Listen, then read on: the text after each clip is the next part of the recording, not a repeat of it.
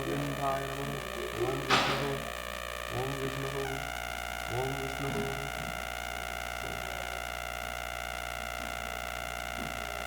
ओम तद्विष्णु परमं पदं सदा पश्यन्ति सूरयः दिवीव चक्षुराततं ओम पवित्र पवित्रो वा सर्वावस्थां गतोऽपि वा यस्मरेत् पुण्डरीकाक्षं सभायाभ्यन्तरसिद्धिः।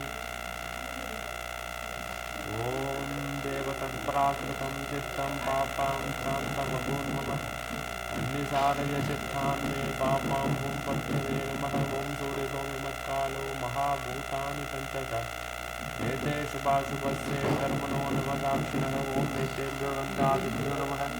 ॐ एते गन्धपुष्पे तेभ्यो गन्धादिभ्योर्मेते गन्धपुष्पे तदधिपति देवाय विष्णवे नमः। ॐ एते गन्धपुष्पे तत्सम्प्रदानाय पूजनीय देवीभ्यो शुभं करोति कल्याणम् आरोग्यं धनसम्पदा तत्र विघ्ननाशनाय दीपज्योति नमोस्तुते। ॐ एते गन्धपुष्पे रामकृष्णदीपाय एते गन्धपुष्पे जयध्वनिमन्त्रमातृग स्वाहा। ॐ एते गन्धपुष्पे आधारशक्ति आदित्यनमस्यासनपवेशनमन्त्रस्य मेरुपृष्ठहृदयीकृतलं चन्दः कूर्मो देवता।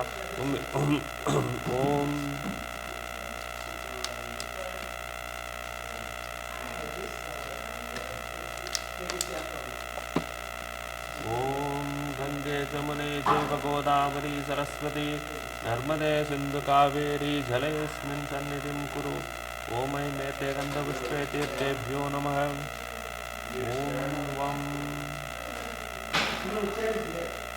ॐ एते गन्धपुष्पे द्वारदेवताभ्यो नमः। एते गन्धपुष्पे ब्रह्मणे नमः। एते गन्धपुष्पे वास्तुपुरुषाय नमः। ॐ एते गन्धपुष्पे आधारशक्त्यादिज्ञानस्यासनपवेशनमन्त्रस्य मेरुपरिष्ठतलं चन्दः कूर्मो देवता आसने पवेशने विनियोगः। ॐ प्रद्वद्वयाद्वता लोका देवी त्वं विष्णुनाद्वतातुं तदारय मां नित्यं पवित्रं कुरु शासनम्।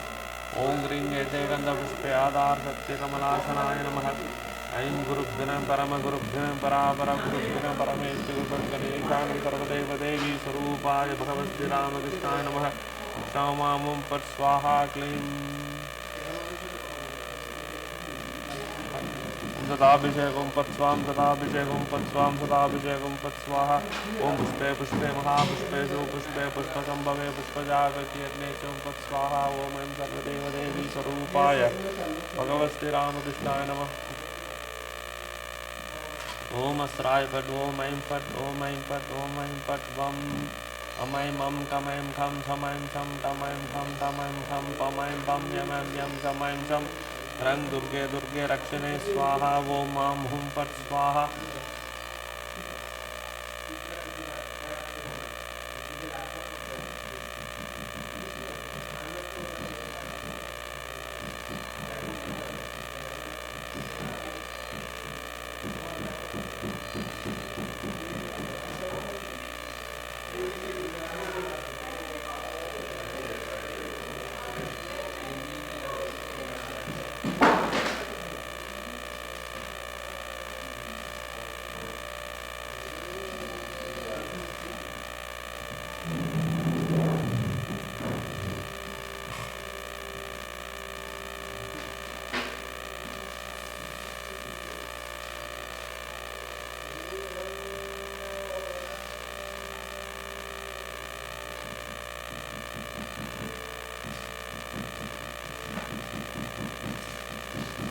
भूतशृङ्गाटाचरकशिशुं नाम तेन जीवशिवं परमशिवपदे योजयामि स्वाहा। ॐ यं लिङ्गशरीरं शोषे शोषे स्वाहा। ॐ रं शङ्को शरीरं दगदग स्वाहा। ॐ परमशिवशिशुं नाम तेन मूलशृङ्गाटमुल्लस ज्वल प्रज्वल सोऽहं हंसक स्वाहा। आं हुं फट् स्वाहा। आं हुं फट् स्वाहा। आं हुं फट् स्वाहा।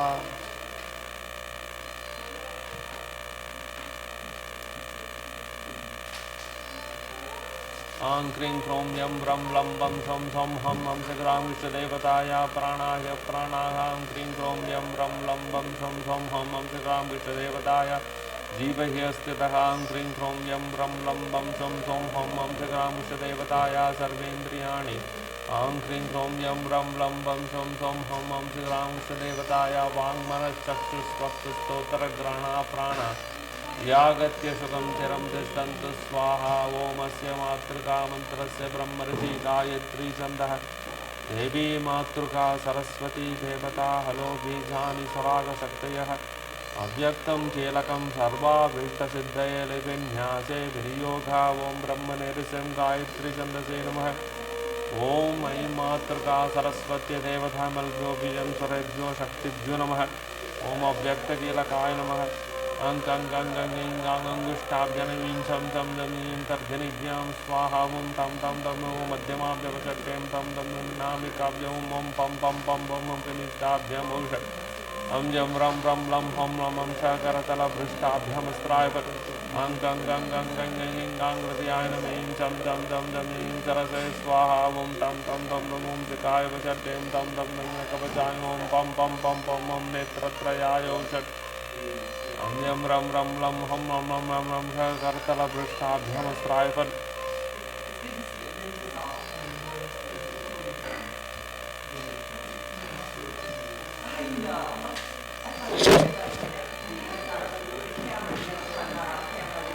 ओम नमो विवस्वते ब्रह्मन् बाष्पते विष्णुतेजसे जगत्सवित्रे सुते सवित्रे कर्मदायिने एषर्घ्य ओं श्रीसूर्याय नमः। ओं जपाकुसुमशङ्काशं कश्यप्ये महादुतिं द्वन्द्वारिं सर्वपापघ्नं प्रणतोऽस्मिन् दिवाकरं नमस्तवित्रे जगत्येकचक्षुषे जगत्प्रसूतिस्थितिनाशये तवे त्रयीमयाय त्रिगुणात्मधारिणे विरिञ्चि नारायण शङ्करात्मने आदिदेव नमस्तुभ्यं प्रसीदं भास्करदिवाकर नमस्तुभ्यं प्रभाकर नमोऽस्तु ते। ॐ श्रीगुरवे स्वाहा। ब्रह्मानन्दं परमसुखदं केवलं ज्ञानमूर्तिं द्वन्द्वातीतं गगनसदृशं तत्त्वमस्यादिलक्ष्यम् एकं नित्यं विमलमचलं सर्वधी साक्षिभूतं भावातीतं त्रिगुणरहितं सद्गुरुं तं नमामि। हंसहंसाय विद्महे परमहंसाय धीमहि तन्नो हंस प्रचोदयात्। ॐ ऐं मेषचन्दनपुष्प बिल्बपत्राञ्जलिः श्रीगुरवे वौषट् अखण्डमण्डलाकारं व्याप्तं येन चराचरं तद्पदं दर्शितं येन तस्मै श्रीगुरवे नमः। ॐ गङ्गणेशाय स्वाहा। ॐ गङ्गे सचन्दनपुष्पदुर्वपत्राञ्जलि गङ्गणेशाय वौषट् ओम नमः शिवाय शिवाय स्वाहा। ओम नमः शिवाय चंदन पुष्प बिल्वपत्रांजलि नमः शिवाय शिवाय वौषट् ओम ओम श्री सूर्याय स्वाहा। ओम मे सचंदन पुष्प पुष्पांजलि श्री सूर्याय वौषट् ओम नमो नारायणाय स्वाहा। ओम नमो नारायणाय सचंदन पुष्प तुलसी पत्रांजलि नमो नारायणाय वौषट् ओम मेत्रे गंधपुष्पे सरस्वती नमेते गंधपुष्पे लक्ष्मीदेव्ये नमः। ओम ह्रीं दुर्गे दुर्गे रक्षिणे स्वाहा। ओम ह्रीं येष चंदन पुष्प बिल्बपत्रांजलि श्री जय दुर्गाय नमः। ओम ह्रीं एते गंधपुष्पे आदित्यादि नवग्रहेभ्यो नमेते गंधपुष्पे अग्ने नमेते गंधपुष्पे इंद्रादशविक्पालेभ्यो नमेते गंधपुष्पे काल्यादशमहाविद्याभ्यो नमेते गंधपुष्पे मत्स्यासावतारेभ्यो नमः। ओम एते गंधपुष्पे सर्वेभ्यो देवेभ्यो नमेते गंधपुष्पे सर्वाभ्यो देवेभ्यो नमेते गंधपुष्पे अकारादि पंचाशद्वर्णेभ्यो नमेते गंधपुष्पे प्रतिपदादितिथिभ्यो नमः। ओम एते गंधपुष्पे कृष्णपक्षाय नमः। ओम एते गंधपुष्पे शुक्लपक्षाय नमेते गंधपुष्पे अमावास्ये नमेते गंधपुष्पे पूर्णिमाय नमेते गंधपुष्पे गंगाय नमेते गंधपुष्पे याम यमुनाय नमेते गंधपुष्पे रामचंद्राय नमेते गंधपुष्पे रंगनाथाय नमेते गंधपुष्पे सुभद्रा बलभद्र सहित जगन्नाथाय नमेते गंधपुष्पे महादेव नीलकंठ सहित जगद्धात्रिदेवी नमेते गंधपुष्पे सिंहवाहिनी नमेते गंधपुष्पे शीतलाय नमेते गंधपुष्पे चंडिकाय नमेते गंधपुष्पे ललिताय नमेते गंधपुष्पे महात्रिपुरसुंदरी नमेते गंधपुष्पे श्रीचक्रवासिनी नमेते गंधपुष्पे सर्वेभ्यो देवेभ्यो नमेते गंधपुष्पे सर्वाभ्यो देवीभ्यो नमेते गंधपुष्पे पूजनीयस्थान्यग्राम्यदेवताभ्यो नमः। ॐ ऐं प्रमदं शक्तिसंयुक्तं बाणाख्यं च महाप्रभुं कामबाणान्वितं देवं संसारतगनक्षमं शृङ्गारादरसमुल्लासं बाणाख्यं परमेश्वरं एवं ध्यात्वा बाणलिङ्गमजेतं परमं शिवं त्र्यम्बकं यजामहे सुगन्धिं पुष्टिवर्धनम् ऊर्वारुकमिव बन्धनात् मृत्योर्मुक्षीयमामृतात् तत्पुरुषाय विद्महे महादेवाय धीमहि तन्नो रुद्रः प्रचोदयात्। ॐ ऐं मेषकन्दक बाणेश्वर चन्दनपुष्पं बाणेश्वर शिवाय नमः। अचन्दनबिल्बदलं बाणेश्वर शिवाय नमः। एष धूपः बाणेश्वर शिवाय नमः। तत्पुरुषाय विद्महे महादेवाय धीमहि तन्नो रुद्रः प्रचोदयात्। ॐ ऐं मेषदीपः बाणेश्वर शिवां तत्पुरुषाय विद्महे महादेवाय धीमहि तन्नो रुद्रः प्रचोदयात्। ॐ ऐं इदमक्षतनैवेद्यं बाणेश्वर शिवाय निवेदयामि। ॐ ह्रीं इदं पानार्थकं गोदुदकं बाणेश्वर शिवाय निवेदयामि। ॐ ऐं इदं पानार्थकं गोदुदकं बाणेश्वर शिवाय निवेदयामि। ॐ ऐं इदम् आचमनियोदकं बाणेश्वर शिवाय स्वदा। ॐ ऐं इदं ताम्बूलोदकं बाणेश्वर शिवाय नमः। ऐं एष चन्दन पुष्प बिल्बपत्राञ्जलिः बाणेश्वर शिवायोष। ॐ ह्रीं एते गन्धपुष्पे गौरी नमः बाणेश्वराय नरकार्णवतारणाय ज्ञानप्रदाय करुणामय सागराय कर्पूरकुन्दतबलेन्दुजटाधराय दारिद्र्य दुःखदगनाय नमः शिवाय।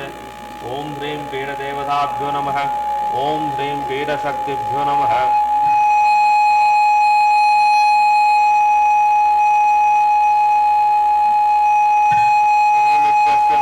ब्रह्मऋषि गायत्री छन्दः सर्वदेवदेवी स्वरूपकस्ति रामकृष्णो देवता ऋष्याधिन्यासे विनियोगमं ब्रह्मनिर्जं गायत्री छन्दसे नमः। ॐ ऐं सर्वदेवदेवी स्वरूपाय भगवस्ति रामकृष्णाय नमः इत्यस्य मन्त्रस्य ॐ हृदयकमलमध्ये ऐं अङ्गुष्ठाभ्यां नमः रां तर्जनीभ्यां स्वाहा मम मध्यमाभ्यवसत्कृमणां घनिष्ठाभ्याम् औषट्टैं रामकृष्णकरतलपृष्ठाभ्यां स्त्राविणां हृदयाय नमः रां सरसे स्वाहा मम शिखाय वषट्कृं कवचां नेत्राभ्याम् औषट्टैं रामकृष्णकरतलपृष्ठाभ्यां स्त्राविणों सर्वदेवदेवी स्वरूपाय भगवस्ति रामकृष्णं सर्वदेवदेवी स्वरूपाय भगवस्ति रामकृष्णं सर्वदेवदेवी स्वरूपाय भगवस्ति रामकृता संहरते चायं कूर्मोऽङ्गानि सर्वशः इन्द्रियाणीन्द्रियार्थेभ्य तस्य प्रज्ञा प्रतिष्ठिता। ॐ हृदयकमलमध्ये राजितं निर्विकल्पं तत्सदखिलभेदातीतमेकस्वरूपं प्रकृतिविकृतिशून्यं नित्यमानन्दमूर्तिं विमलपरमहंसं रामकृष्णं भजामः निरुपमतिसूक्ष्मं निष्प्रपञ्चं निरीहं गगनसदृशमीशं सर्वभूतादिवासं त्रिगुणरहितसच्चिद्ब्रह्मरूपं वरेण्यं विमलपरमहंसं रामकृष्णं भजामः। रामकृष्णाय विद्महे गदाधराय धीमहि तन्नो देवः प्रचोदयात्। हृद्पद्मासनं दद्या सहस्राच्युतां हृदिः आद्यं चरणयोर्दद्यात्मनस्वर्गं निवेदयत्तेनामृतं तेनाचमनीयं स्थानीयं तेन च स्मृतम् आकाशदत्तं वस्त्रं स्यात् गन्धकं स्यात् गन्धतत्त्वकं चित्तं प्रकल्पयेत् पुष्पं धूपं प्राणान् प्रकल्पयेत् तेजस्तत्त्वं ददीपार्थं नैवेद्यं स्यात् सदां बुधिः अनाहतध्वनिर्घण्टा वायुतत्त्वं जजामरं सहस्रारं भजे सत्रं शब्दतत्त्वं कीटकं निद्रमिन्द्रियकर्माणि चाञ्चल्यमनसस्तथा शुभे कलां पद्ममालां पुष्पं नानाविधं तथा अमायाद्यैर्भावपुष्पैरर्चयेत् भावगोचरममायमनहङ्कारमरागममदं सदा अमोघमदमं सद्वेक्षा शोभकौ सदा मात्सर्यमलोभं च दशपुष्पं विदुर्बुधा अहिंसा परमं पुष्पं पुष्पमिन्द्रियनिग्रहदया पुष्पं क्षमा पुष्पं ज्ञानपुष्पं च पञ्चमम् इति पञ्चदशैर्भावपुष्पैर्सम्पूजयेत् शिवम्। ॐ ऐं एते गन्धपुष्पे आधारशक्ति ॐ ह्रीं पीठदेवताभ्यो नमः। ॐ ह्रीं एते गन्धपुष्पे पीठशक्तिभ्यो नमः। ॐ ऐं अङ्गुष्ठाभ्यां नमः रां धर्जनीभ्यां स्वाहा मम मध्यमाभ्यवसत्कृमणां घनिष्ठाभ्याम् औषट्टैं रामकृष्णकरतलपृष्ठाभ्याम् अस्त्रायवट् ऐं हृदयाय नमः रां सरसे स्वाहा मम शिखाय वषट्कृं कवचां नेत्राभ्याम् औषट्टैं रामकृष्णकरतलपृष्ठाभ्याम् अस्त्रायवट् ॐ ऐं सर्वदेवदेवी स्वरूपाय भगवस्ति रामकृष्णां सर्वदेवदेवी स्वरूपाय भगवस्ति रामकृष्णां सर्वदेवदेव स्वरूपाय भगवस्यदा संहरते चायं कूर्मोऽङ्गानिव सर्वसख इन्द्रियाणीन्द्रियार्थेभ्य तस्य प्रज्ञा प्रतिष्ठिता ॐ हृदे कमलमध्ये राजितं निर्विकल्पं सत्सदखिलभेदातीतमेकस्वरूपं प्रकृतिविकृतिशून्यं नित्यमानन्दमूर्तिं विमलपरमहंसं रामकृष्णं भजामः निरुपमवति सूक्ष्मं निष्प्रपञ्चं निरीगं गगनसदृशमीशं सर्वभूतादिवासं त्रिगुणरहितसच्चिद्ब्रह्मरूपं वरेण्यं विमलपरमहंसं रामकृष्णं भजामः निरुपमवति सूक्ष्मं निष्प्रपञ्चं निरीगं गगनसदृशमीशं सर्वभूतादिवासं त्रिगुणरहितसच्चिद्ब्रह्मरूपं वरेण्यं विमलपरमहंसं रामकृष्णं भजामः रामकृष्णाय विद्महे गदाधराय धीमहि तन्नो देवः प्रचोदयात् ॐ ऐं सर्वदेवदेवी स्वरूपाय भगवस्ति रामकृष्णां सर्वदेवदेवी स्वरूपाय भगवस्ति रामकृष्णां सर्वदेवदेवी स्वरूपाय भगवस्ति रामकृष्णाय नमः ॐ ऐं एतत्पाद्यं सर्वदेवदेवी स्वरूपाय भगवस्ति रामकृष्णाय नमः ॐ ऐं एषार्घ्य सर्वदेवदेवी स्वरूपिण्य श्री भगवस्ति रामकृष्णाय स्वाहा ॐ ऐमिदं सचन्दनपुष्पं सर्वदेवदेवी स्वरूपिण्य स्वरूपाय भगवस्ति रामकृष्णाय नमः सचन्दनबिल्बदलं सर्वदेवदेवी स्वरूपाय भगवस्ति रामचन्दन ॐ ऐं एष धूपः सर्वदेवदेवी स्वरूपाय भगवस्ति रामकृष्णाय नमः ॐ ऐं एष दीपः सर्वदेवदेवी स्वरूपिण्य श्री शारदा सर्वदेवदेवी स्वरूपाय भगवस्ति रामकृष्णाय नमः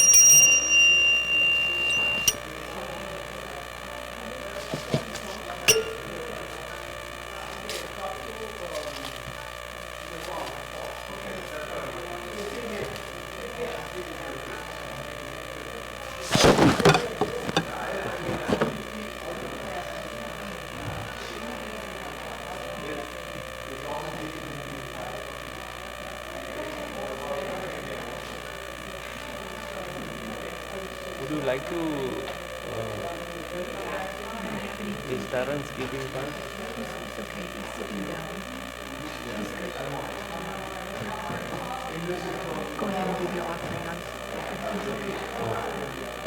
ओम एते गंधपुष्पे सोपकर्ण नैवेद्यम एते गंधपुष्पे तत्तधिपति देवाय विष्णवे नमः ओम एते गंधपुष्पे तत्संप्रदानाय ओम ऐं सर्वदेवदेवी स्वरूपाय भगवस्ति रामकृष्णाय नमः ओम एतस्मै सोपकर्ण नैवेद्यनम एतस्मै सोपकर्ण नैवेद्यनम एतस्मै सोपकर्ण नैवेद्य नमः पठ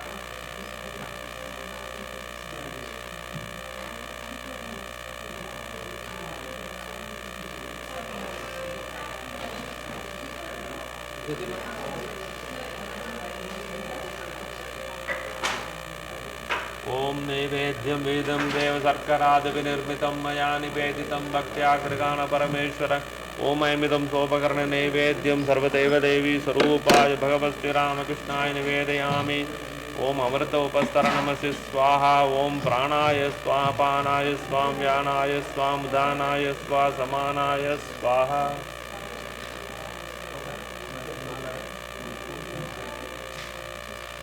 ओम अमृतविधानमसि स्वाहा ओम समस्त देवदेवेश सर्वतृप्तिकरं परम् अखण्डानन्दसम्पूर्णं गृगाणजलमुत्तमं पानार्थगङ्गोदकं सर्वदेवदेवी स्वरूपाय भगवस्ति रामकृष्णाय निवेदयामि ओम ऐमिदमाचमनियोदकं सर्वदेवदेवी स्वरूपाय भगवस्ति रामकृष्णाय स्वदा ओम ऐमिदं ताम्बूलकं सर्वदेवदेवी स्वरूपाय भगवस्ति रामकृष्णाय नमो मै सचन्दन पुष्प बिल्व तुलसी पत्राञ्जलि सर्वदेवदेवी स्वरूपाय भगवस्ति रामकृष्णाय औषध ओम मेते गंधपुष्पे भगवस्ति रामकृष्ण सरंगदेवताभ्यो मेते गंधपुष्पे भगवस्ति रामकृष्णावरणदेवताभ्यो नमो ऐं ह्रीं सर्वदेवदेवी स्वरूपिण्य श्री शारदाद्य मेते गंधपुष्पे भीमस्वामी विवेकानंदाय नमः ओम ब्रह्मानंदं शिवं शांतं प्रेमरूपं निरंजनं योगीशमद्भुतं नित्यमखण्डाद्वैतलक्षणं विज्ञानं त्रिगुणातीतं तुरीयावेदसंहितं सुबोधं सारदं सेव विवेकशशिभूषणं समन्वय महाचार्य मुगधर्म स्वरूपिणं सर्वदेव देवी स्वरूपं श्रीरामकृष्णं नमाम्यहम्। ओम रामंगुष्टाभ्यां ह्रीं तर्जनीभ्यां स्वाहा रूं मध्यमाभ्यवसत्प्रेमणां गरिष्ठाभ्यां ओषट्राकरतलपृष्ठाभ्यां स्त्रावताङ्ग्रभ्यां ह्रीं करसेसो कवचां नेत्राभ्याम् ओषट्राकरतलपृष्ठाभ्यां स्त्रावट ओम ऐं ह्रीं सर्वदेवदेवी स्वरूपिण्य श्री शारदादेवी सर्वदेवदेवी स्वरूपिण्य श्री शारदादेवी सर्वदेवदेवी स्वरूपिण्य श्री शारदादेवी ध्याये चित्तसरोजस्सां सुकासीनां कृपामयीं प्रसन्नवदनां देवीं दिगोजां सरलोचनाम् आलूलागितकेशार्तवक्षस्थलविमण्डितां श्वेतवस्त्रावृतार्ताङ्गां हेमालङ्कारभूषितां स्वक्रोडन्यस्तकस्थां ज्ञानभक्तिप्रदायिनीं शुभ्रां ज्योतिर्मयीं जीवपापसन्तापहारिणीं रामकृष्णगदप्राणां तन्नाम श्रवणप्रियां तद्भावरञ्जिताकारां जगन्मातृस्वरूपिणीं स्नेहमयीं शिवां शान्तां भुक्तिमुक्तिप्रदायिनीं सर्वजीवत्राणकर्त्रीं शारदां मोक्षदायिनीं ओम ऐं ह्रीं सर्वदेवदेवी स्वरूपिण्य श्री शारदादेवी सर्वदेवदेवी स्वरूपिण्य श्री शारदादेवी सर्वदेवदेवी स्वरूपिण्य श्री शारदादेवी नमः। ओम ऐं ह्रीं एतत्पाद्यं सर्वदेवदेवी स्वरूपिण्य श्री शारदादेवी ओम ऐं ह्रीं एषगन्धकः सर्वदेवदेवी स्वरूपिण्य श्री शारदां चन्दनपुष्पं सर्वदेवदेवी स्वरूपिण्य श्री चन्दनबिल्बदलं सर्वदेवदेवी स्वरूपिण्य श्री शारदादेवी नमः। ओम ऐं ह्रीं इदं रामकृष्णप्रसादं सर्वदेवदेवी स्वरूपिण्य श्री शारदादेवी औषध ओम ऐं ह्रीं आचमनियोदकं सर्वदेवदेवी स्वरूपिण्य श्री शारदादेवी सदा ओम ऐं ह्रीं इदं ताम्बूलोदकं सर्वदेवदेवी स्वरूपिण्य श्री शारदादेवी नमः। ओम ऐं ह्रीं सचन्दन पुष्प बिल्ब पत्रांजलि सर्वदेवदेवी स्वरूपिण्य श्री शारदादेवी ओषटोमेत्यगन्धपुष्पे श्री शारदादेवङ्गदेवताद्युनमेत्यगन्धपुष्पे श्री शारदादेव्या आवरणदेवताद्यु नमो ऐं ह्रीं सर्वदेवदेवी स्वरूपिण्य श्री शारदादेवी नमः। ओम जननीं शारदां देवीं रामकृष्णं जगद्गुरुं पादपद्मे तयो श्रुत्वा प्रणमामि मुहुर्मुहुर् वामङ्गुष्टाभ्यां तर्जनीभ्यां स्वाहा ओं मध्यमाभ्यवसत्प्रेमणामि कनिष्ठाभ्याम् ओषड्वाकरतलपृष्ठाभ्यां स्त्रावत् आं हृदयान्वीं सरसे स्वाहा ओं जकाय वसत्प्रेम कवचां नेत्राभ्याम् ओषड्वाकरतलपृष्ठाभ्यां स्त्रावत् ओम श्रीमत्स्वामी विवेकानन्दाय ओम श्रीमत्स्वामी विवेकानन्दाय ओम श्रीमत्स्वामी विवेकानन्दाय विश्वाचार्यं जगद्वन्द्यं विवेकानन्दरूपिणं वीरेश्वरा समुत्पन्नं सप्तऋषिमण्डलागतं ज्ञानभक्तिप्रदातारं भस्माक्षगौरविग्रहं ध्यायेद्देवं ज्योतिपुञ्जं लोककल्याणकारिणम् ओम श्रीमत्स्वामी विवेकानन्दाय श्रीमत्स्वामी विवेकानन्दाय श्रीमत्स्वामी विवेकानन्दाय नमो ओम ऐं एतत्पाद्यं श्रीमत्स्वामी विवेकानन्दाय नमेशगन्धः श्रीमत्स्वामी विवेकानन्दाय नमः। अचन्दनपुष्पं श्रीमत्स्वामी विवेकानन्दां भचन्दनबिल्बदलं श्रीमत्स्वामी विवेकानन्दाय नमेश धूपः श्रीमत्स्वामी विवेकानन्दाय नमः।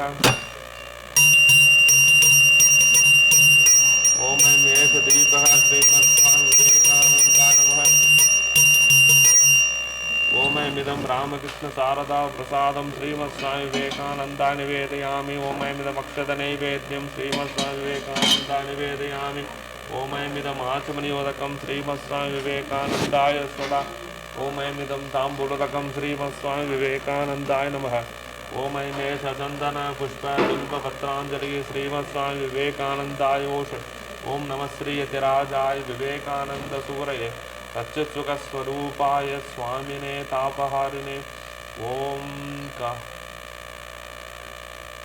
ओम ऐं मेत्यगन्धपुष्पे सर्वदेवदेवी स्वरूपाय भगवती रामकृष्णाय नमः। ओम ऐं सचन्दन पुष्प बिल्ब तुलसी पत्राञ्जलिः सांगाय सावरणाय सशक्तिकाय सपार्षदाय सर्वदेवदेवी स्वरूपाय भगवती रामकृष्णाय ओषध ओम ऐं सचन्दन पुष्प बिल्ब तुलसी पत्राञ्जलिः सांगाय सावरणाय सशक्तिकाय सपार्षदाय सर्वदेवदेवी स्वरूपाय भगवती रामकृष्णाय ओषध ओम सचन्दन पुष्प बिल्ब तुलसी पत्राञ्जलिः सांगाय सावरणाय सशक्तिकाय सपार्षदाय सर्वदेवदेवी स्वरूपाय Bhagwati रामकृष्णाय ओषध।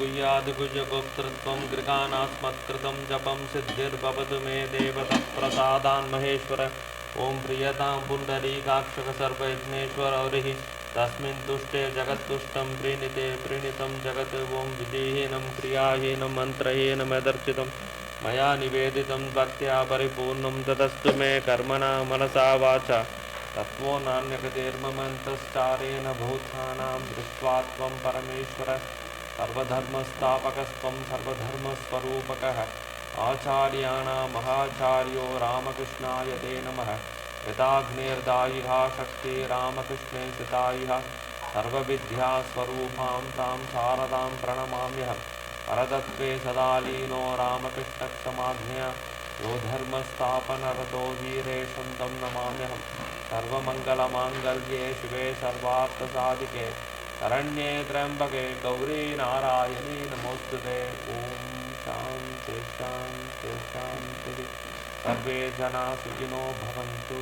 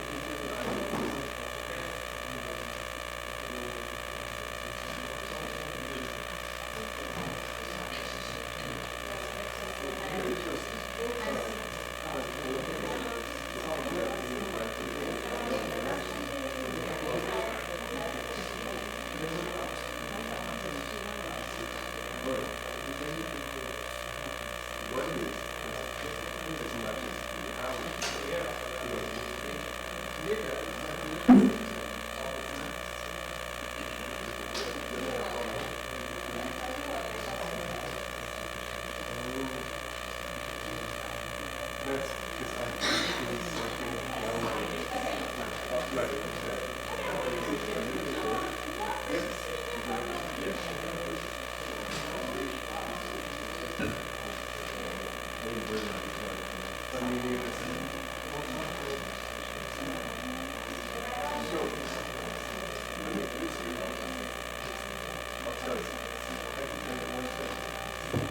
everybody.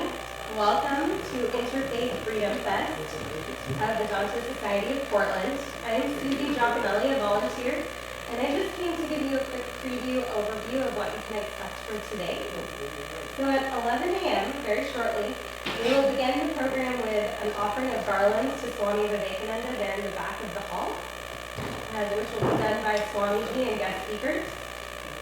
Then at 11:05, we'll have invocation of Vedic prayers by our chanting group.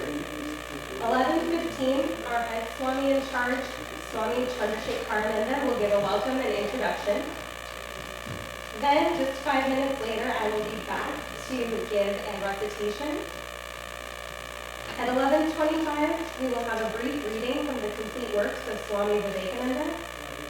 At 11:30, our guest speaker, Ms. Roberta will give a talk of Zoroastrian history and beliefs. At noon, we will have a song from Toby and Paul. 12:10, Vedanta Amir talk by Swami Tyagananda from the Vedanta Society in Boston. At 12:40, we will do Chant the Name of the Lord together. And then we'll start concluding our program with our vote of thanks, closing songs, group photo, and move into the potluck lunch.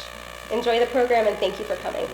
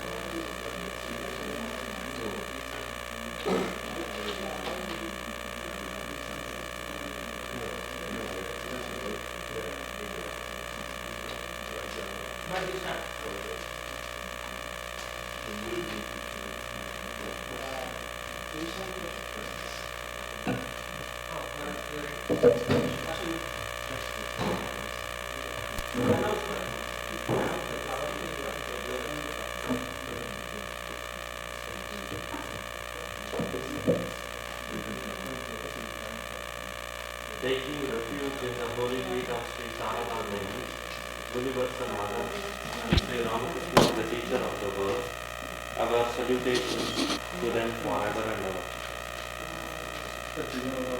We start the program by offering of garland to Swami Vivekananda by Swamis and the speakers.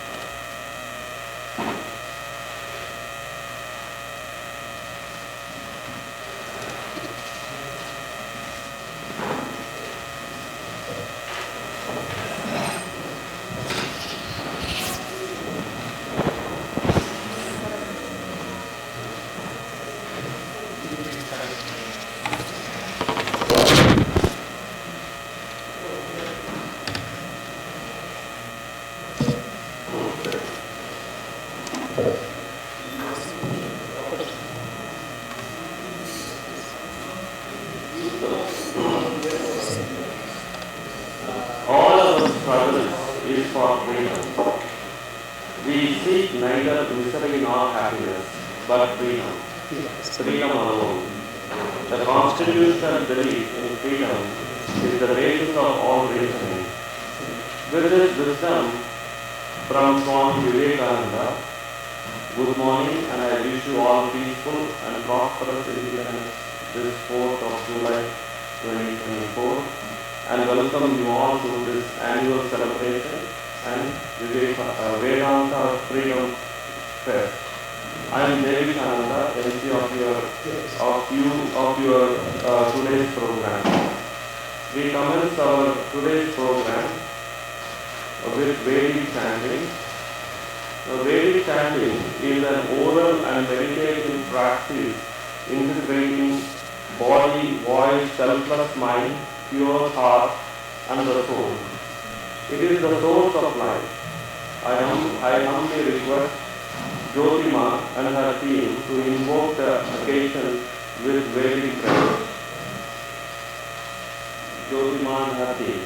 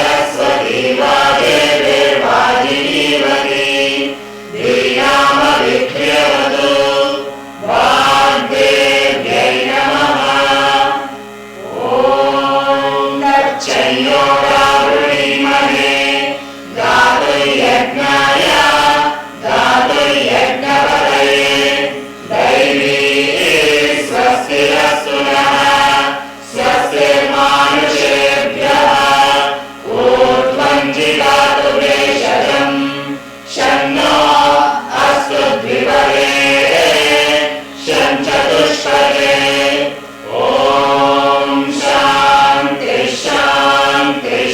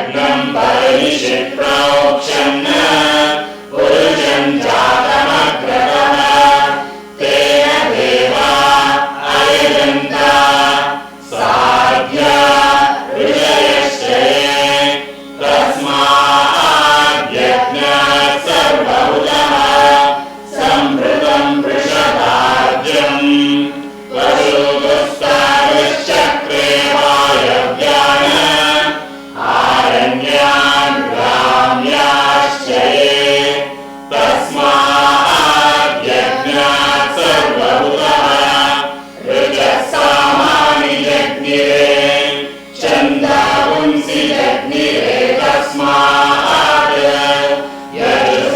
यजुस्तस्मादजायत तस्मादश्वा अजायन्त एकेतो भयावतः गावो मजज्ञिरे तस्मात् जाता अजावयः यत्पुरुषौ व्यदधुः कथिताव्यकल्पयन् मुखं किमस्य कौ बाहु कावूरूपादा उच्यते ब्राह्मणोऽस्य मुखमासीत्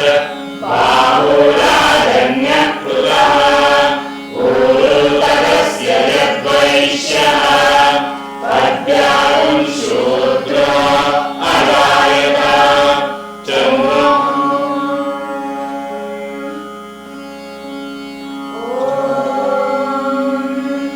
चन्द्रमा मनसो जातः चक्षुः अजायत मुखादिन्द्रष्टाग्निश्च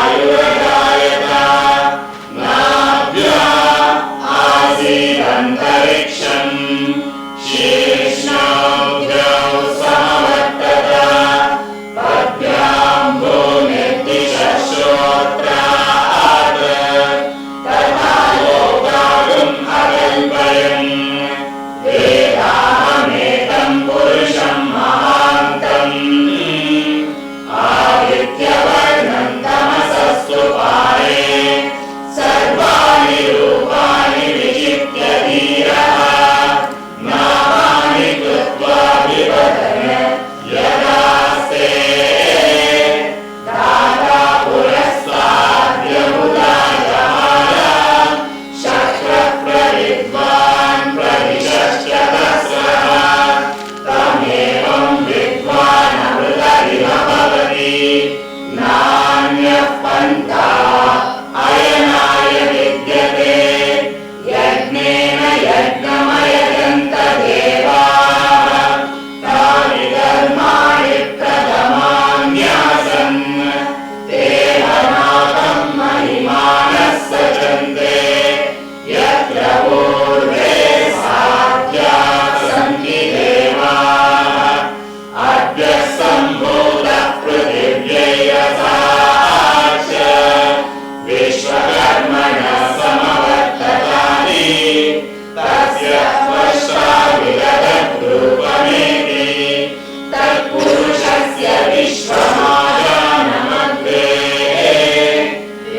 वेदाहमेतं पुरुषं महान्तम् आदित्यवर्णं तमसः परस्तात् त्वमेवं विद्वान् अमृत इव भवति नान्यः पन्था विद्यते यनाय प्रजापतिश्चरति गर्भे अन्तः अजायमानो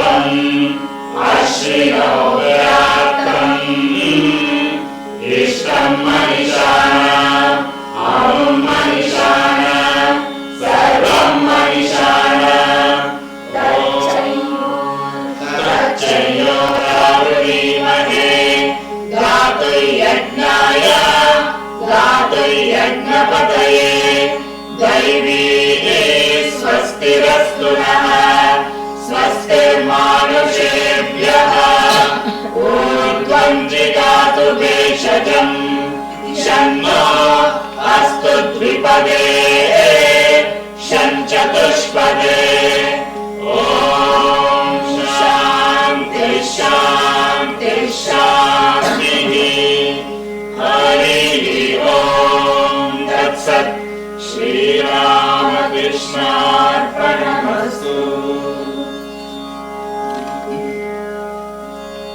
Thank you, Jyotima and her team, for elevating presentation. Each one of you is important to us. We value and honor your presence. To formally greet all, I request Brigadier Swami Tyagananda, Minister, Vedanta Society of Portland, to welcome the gathering.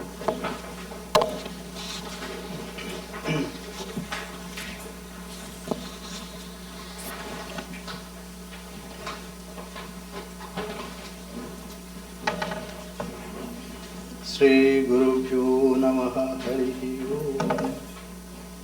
ओम स्थापकाय च धर्मस्य सर्वधर्मस्वरूपिणे अवतार वरिष्ठाय रामकृष्णाय ते नमः. जननीं शारदां देवीं रामकृष्णं जगद्गुरुं पादपद्मे तयोः श्रित्वा प्रणमामि मुहुर्मुहुः. ओम नमः श्री यतिराजाय विवेकानंद सूरये सच्चित् सुख स्वरूपाय स्वामिने तापहारिणे. Most humbly, I welcome you all to this Interfaith Freedom Fest. And I also humbly welcome our speakers, Swami Tyagananda Ji Maharaj and Rebecca on this occasion. And of course, we have our Vice President here, Mr. Uwe. So all are welcome to this Freedom Fest. First, let me introduce who are the speakers today. Today we have Swami Tyagananda Ji, who joined the Ramakrishna order at the monastery in Mumbai in 1976 after graduating from the University of Mumbai in India. He received spiritual instructions, Mantra Diksha, from Holy Mother's disciple Swami Vireshwarananda Ji Maharaj. Besides Mumbai, that's 1976 to 80, he served in monasteries at Belur Math 1980 to 82, New Delhi 1982 to 83, and Chennai 1983 to 1997, and was sent to the Boston branch of the order in 1998. He is the Hindu chaplain at Harvard and MIT since 1999 and head of the Vedanta Society in Boston since 2002. Swami Tyagananda was editor of the English journal Vedanta Kesari for 11 years, 1986 to 97, and has written and translated and edited 14 books. He writes a monthly blog and his talks are available as audio podcasts. He has presented papers at academic conferences and he gives lectures and classes at the Vedanta Society as well as at MIT, Harvard, and on invitation other colleges and religious groups in North America. He has written some books also, Looking Deeply, Viveka Chudamani of Sri Shankaracharya, Walking the Walk, very popular, a Karma Yoga manual, Knowing the Knower. So see the beauty of the titles. A Jnana Yoga manual, A Drop of Nectar, Atma Bindu, Amrita Bindu Upanishad, and podcast he has a podcast, Vedanta and Yoga. I know Maharaj from long years, and because of his scholarship, he is known in our order very well, and he's prolific writer also, and inspiring speaker. So we welcome Maharaj on this occasion, and we'll listen from him. His topic will be Vedanta as a mirror.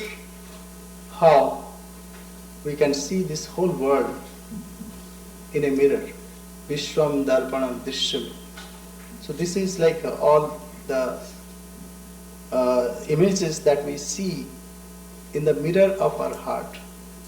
So he'll talk about that, and you are most welcome, Maharaj, on this occasion. And then we have another speaker, Zoroastrian history and beliefs. And let me tell you a little introduction that we were thinking to have Zoroastrian shrines as well. We have many shrines, as you know. We have Christian shrine, then Buddhist shrine, and Jewish shrine, Sikh shrine, Jain shrine, even Islamic, that means Islamic shrine.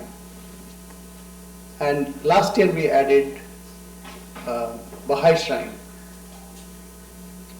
So we were thinking what next, and we discussed, and the next day, we received an email from her that we are interested to have a Zoroastrian shrine, if you please permit us.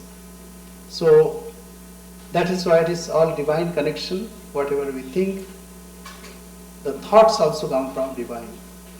So on this occasion, you are most welcome. Rebecca Desprez is a Zoroastrian from Iran. She is currently sitting on the board of trustees. As you know, after the Islamic conversion, many Zoroastrian devotees left Iran, and many were killed also. And they left and they took shelter in India. Even we have that Zoroastrian shrines there, Atasgar. So many people don't know that there is a religion called Zoroastrian religion. So we thought it is fitting that we should have a Zoroastrian shrine. Sitting on the board of trustees of Persian Zoroastrian organization, and is the president of the newly forming Oregon Zoroastrian organization based in Eugene. Rebecca has a degree in political science and international relations from San Jose State University, and is a frequent contributor to Chehe Nama. Yeah, you got it. I know, because you know that Urdu word or Persian, whatever. Yeah. She has taught the Gathas and has written a children's book on Zoroastrian prayers. Rebecca likes Zoroaster, believes that happiness comes to those who give happiness to others. In her spare time, Rebecca teaches, writes, and gives lectures on Zoroastrian philosophy, history, and culture. So these are the brief introduction to them. You are also most welcome. Swami Vivekananda, when he addressed the Chicago Parliament of Religion in 1893, he mentioned about the Zoroastrian community, those who took shelter at the bosom of Mother India. And he said, I'm proud to be from that country who has sheltered all religions, all faiths, beliefs. So this comes from idea that is what we expansion is life, as Swami Vivekananda later said. Expansion is life, contraction is death. Contraction is death. So today, why we call it Interfaith Freedom Fest? Because we find ourselves bound somewhere in various ways. We have limitations, physical limitations. We have social limitation, economic, political, and theological. Various limitations are there. Then mental limitations, spiritual limitations, all kinds of limitations that we feel. But our real nature is not this. It is free. From freedom it arises, and in freedom it sustains, and in freedom it dissolves and resolves. Swamiji said, the Vedas teach that the soul is divine, only held in bondage of matter. Perfection will be reached when this bond will burst, and the word they use for it is therefore mukti, freedom. Freedom from bonds of imperfection, freedom from death and misery. So this freedom we are all seeking, and it is already within us. Each soul is potentially divine. We are divine. But somehow we think we are small beings. First we limit ourselves to this body, and we identify with this body, and all our suffering starts. And with this come all other bondages. We have social system, we find limited there. Though this is a rich country, we don't feel economic limitations that much. And we have political freedom also. We can speak about anything, any ideas openly. But what we lack mostly is our spiritual freedom. And also, like social, now we see here lots of limitations like injustice, racial hatred, even various faiths, they conflict, they quarrel. So all these are to be removed from our society, at least from our mind. As it is said, mana eva manushyanam karanam bandha moksha. It is the mind that binds us down here.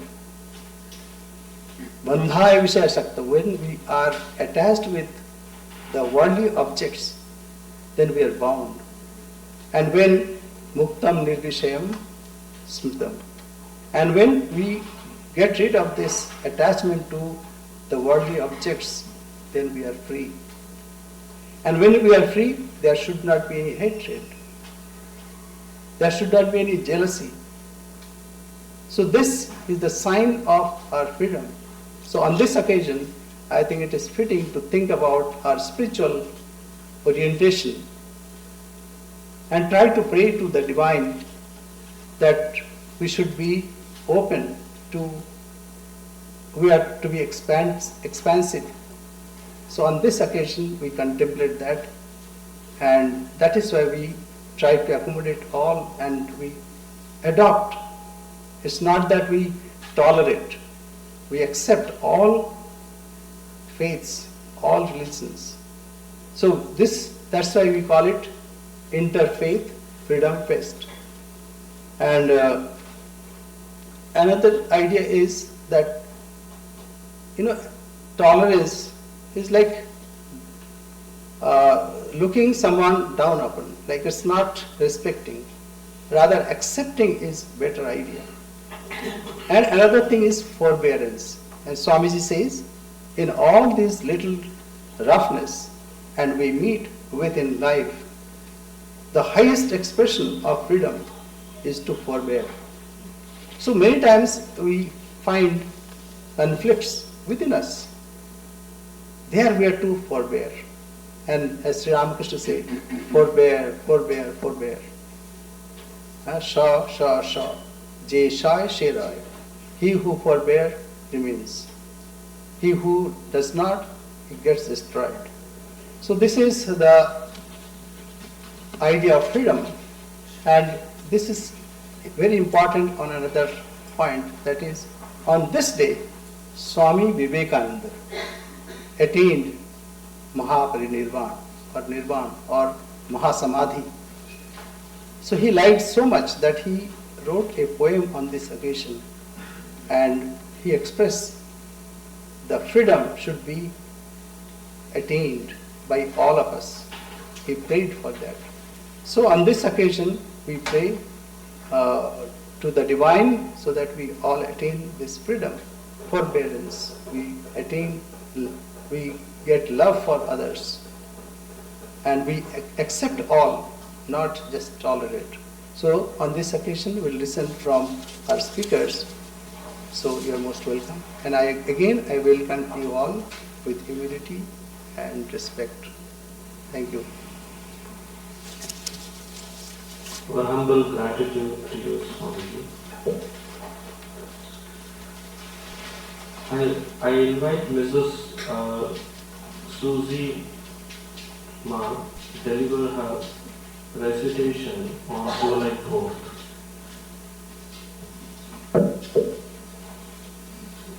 Thank you, Swamiji. I just wanted to briefly say for any new friends, what I'm sharing with you is a poem from Swami Vivekananda, and he's right here to your left. And his teacher is in the middle, Sri Ramakrishna. He taught him in India, and then Swami Vivekananda came to the United States and brought these ideas to us.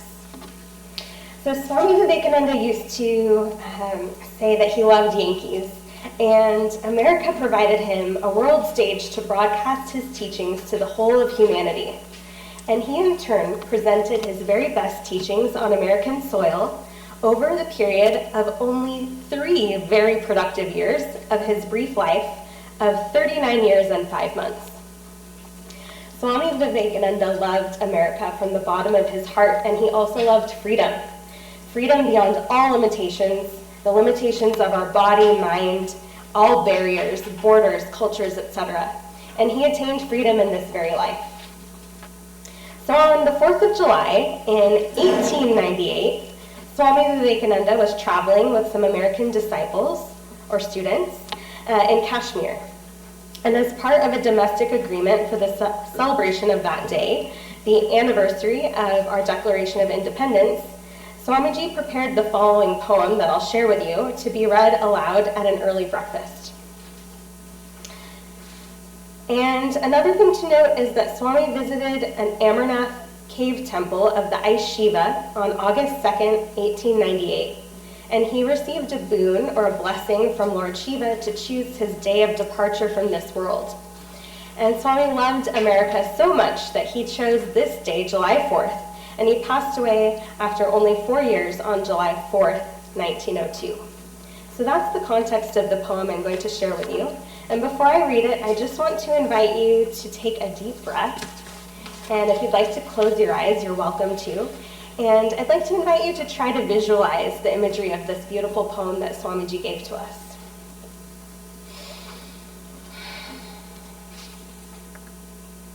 Behold, the dark clouds melt away, that gathered thick at night, and hung so like a gloomy pall above the earth. Before thy magic touch, the world awakes. The birds in chorus sing. The flowers raise their starlight crowns, dew set, and wave thee welcome fair. The lakes are opening wide in love, their 100,000 lotus eyes, to welcome thee with all their depth. All hail to thee, thou Lord of light. A welcome new to thee today, O sun, thou sheddest liberty. Bethink thee how the world did wait, and searched for thee through time and clime. Some gave up home and love of friends, and went in quest of thee, self-banished through dreary oceans, through primeval forests, each step a struggle for their life or death. Then came the day when the work bore fruit, and worship, love, and sacrifice, fulfilled, accepted, and complete. Then thou, propitious, rose to shed the light of freedom on mankind.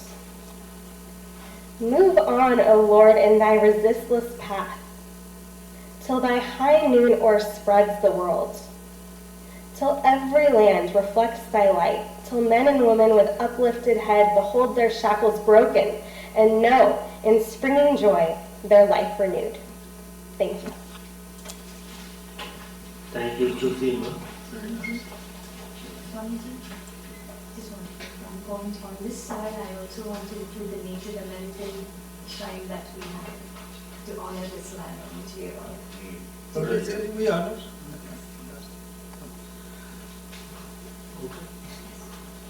Anything that makes weak physically, intellectually, and spiritually, reject it as a poison, says Swami Vivekananda. His complete works contains such inspiring messages. Now I request Mr. Shine Dev to read some excerpts from the Swami's complete works.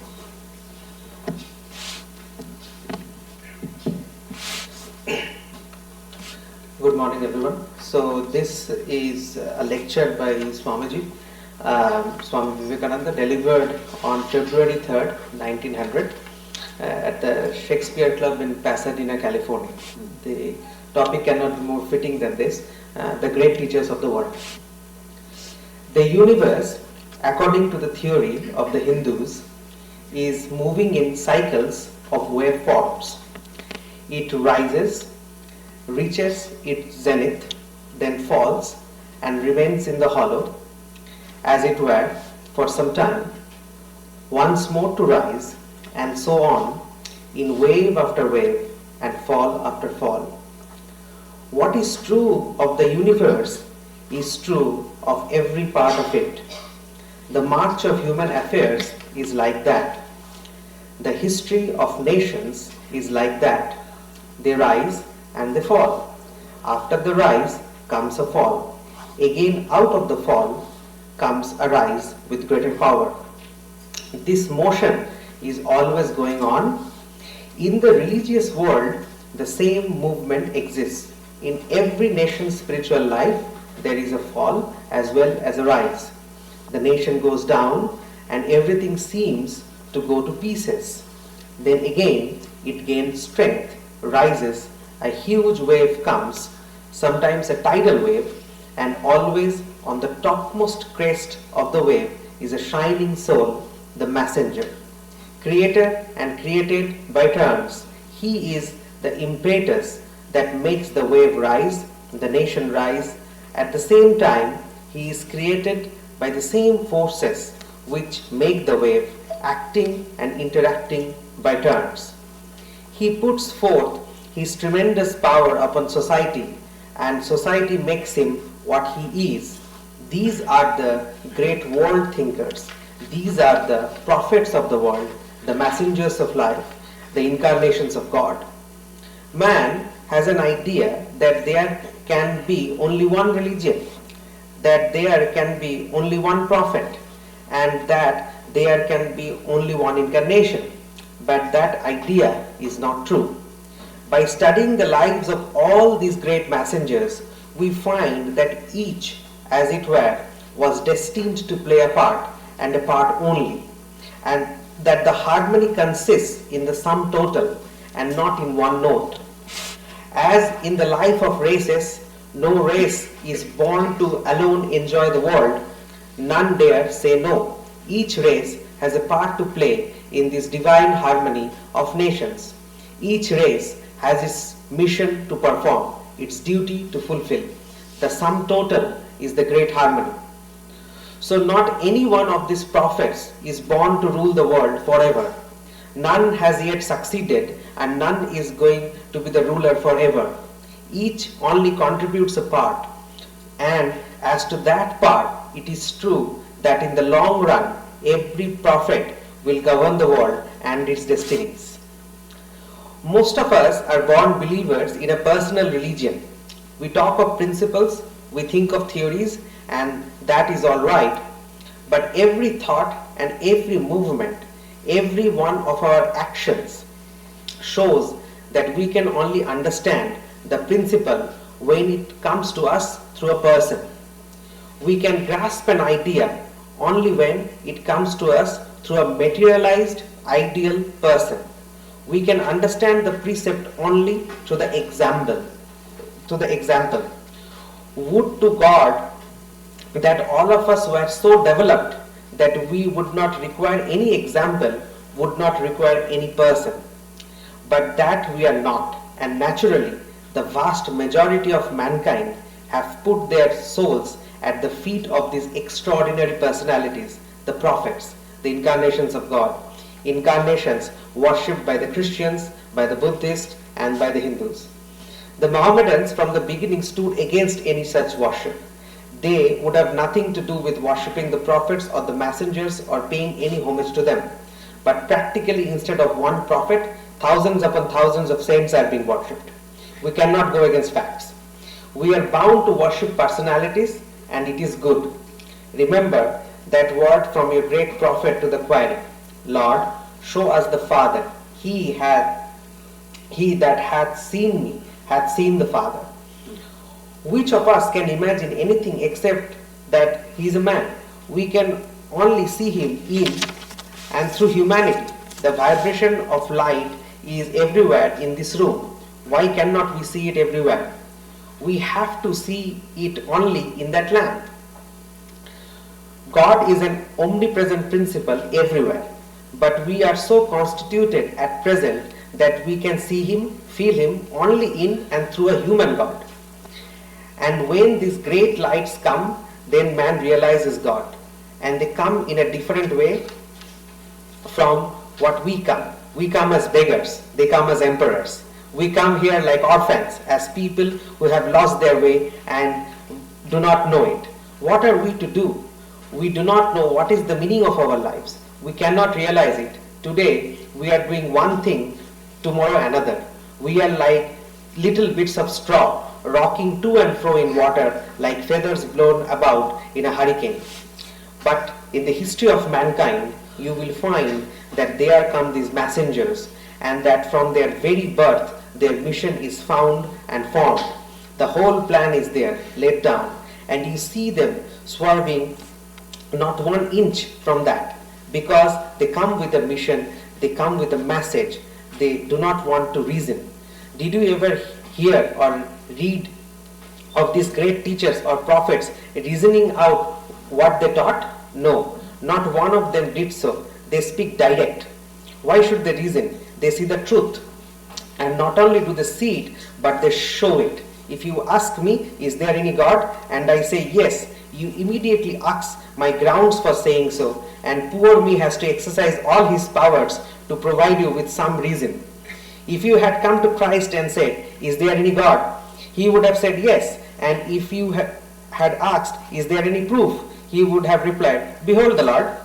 And thus, you see, it is a direct perception and not at all the ratiocination of reason.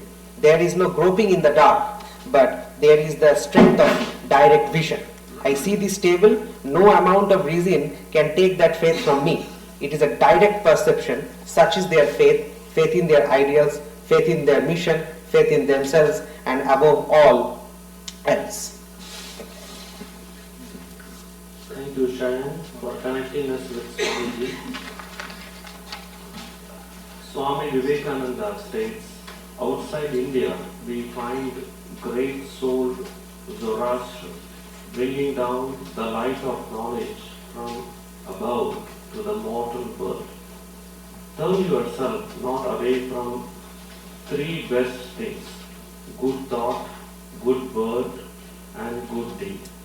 I humbly invite Miss Rebecca Desprez, President, Oregon Zoroastrian Organization, to educate us the glory of the Zoroastrian faith. Thank you. Thank you so much, everyone. If you can use the mic. Oh, okay. Would I be able to move? Because I hate standing here. I'm always moving. It's taped on. There's tape on it? Okay. You Can can you just hear talk, me? take it. Yeah, we can hear you. Can you hear me? I can Sure. just go without technology. But they will not be recorded. Oh, it won't be recorded? So Okay. please, Oh, here's this one. Thank you. You Good- say. good job. You can use this in the pocket. She's like this. Put them in the one more, actually two more requests. Can I have a little bit of water? I am suffering from bad allergy. My voice might go on. Can we turn down the light a little bit so we can see the PowerPoint? Oh, now better, huh? You can Cool. hear me. Thank you so much. Sorry about all the demands and requests and all that. Thank you. Is it good? Sure. Okay. Thank you. Thank you so much. Oh. Hey, I Rebecca. was suffering from this allergy and I'm worried that my voice will go out. Rebecca, the man they were just talking about, Swamiji, Yeah. Vivekananda, he always also had to walk around on the Yeah. platform. He never stood still. Oh, we are, good. Now I feel much You better. feel much better. You're Okay. in the zone. Thank you for letting me know because I cannot stand and read. I just walk around and, Yeah. talk to people. Good. Great, thank you for telling me that. Okay. Oh. That's one thing that Shubhama pointed out. So let Just me, chew it? yes. Okay, thank you so much. Wow, thank you so much. The point she raised, I think I did not mention about our native shrine, and unique shrine that we have for native people. As Swami Vivekananda said, that each soul is like a temple, Taj Mahal, each soul. So we honor all temples, and not only that, as Sri Ramakrishna experienced in his life, that all path leads to the same goal. Yato mat, nato pa. As we see so many paths. So honor all. We will not mention all the faiths in one go, but we honor. Thank you so much. light. The light? Don't turn Can everybody see that? Yeah, we can see it. Okay, great. Thank you so much, everyone. Thank you, Vedanta Society, all the Swamis, for invitation. It's an honor to be with you all. As you know, my name is Roberta and I head the Oregon Zoroastrian organization based in Eugene. Just like the rest of the Zoroastrian, as Swami said, I fled to this country to seek freedom. And I thank the United States and all the American people to give me this opportunity, to give me refuge here, to think as I want and to follow my beliefs. So I thought it is appropriate on 4th of July to thank America for its generosity and the American people for their generosity and letting us live here. Today I'm going to talk about Zoroastrianism. It's an ancient religion. We call it Mazda Yasna. That's the name that we ourselves, the fellow Zoroastrians themselves, call it. Mazda Yasna, the praise of wisdom. And as Swami said, the motto is good thoughts, good words, and good deeds. Sharon, can you change to the next slide, please? So the connection that we have, the Zoroastrians have with the Christianity is through the three magi, the three wise men who went to Bethlehem in search of Jesus. The magi were the Zoroastrian priests. They were not kings, today you're taught, The word that is used in the Gospel of Matthew is the Magi, the Zoroastrian priests who went. And this is a connection we have with the Christianity when we first think about it. Think about Zoroastrian religion.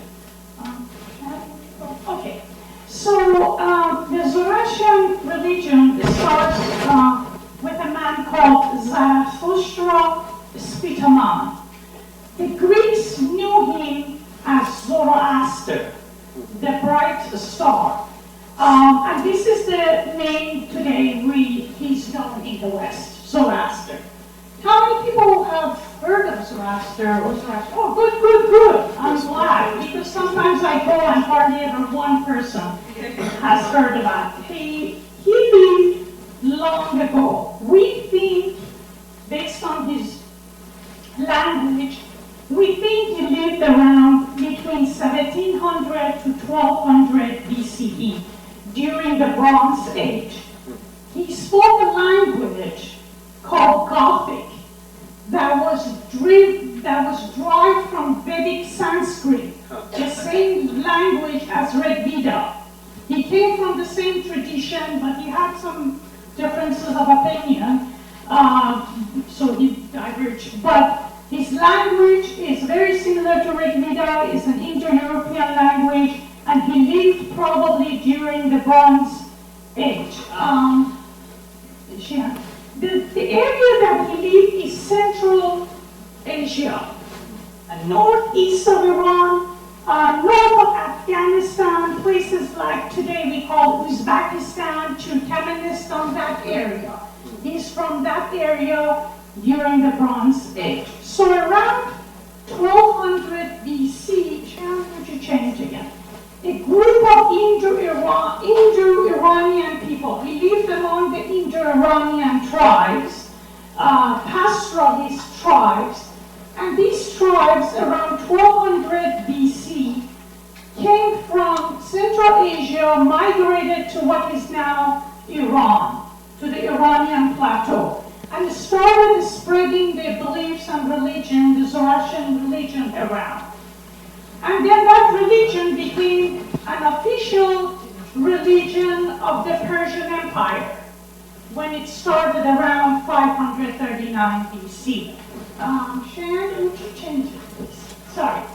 So the Persian Empire that was established by Cyrus the Great, it was the first world empire. There were about 2 million square miles, 20 million people, 44% of world population lived under the Persian Empire. The Persian Empire, which goes from the borders of India all the way to the west, to Greece, and all the way south to North Africa, that was their official religion was Zoroastrianism.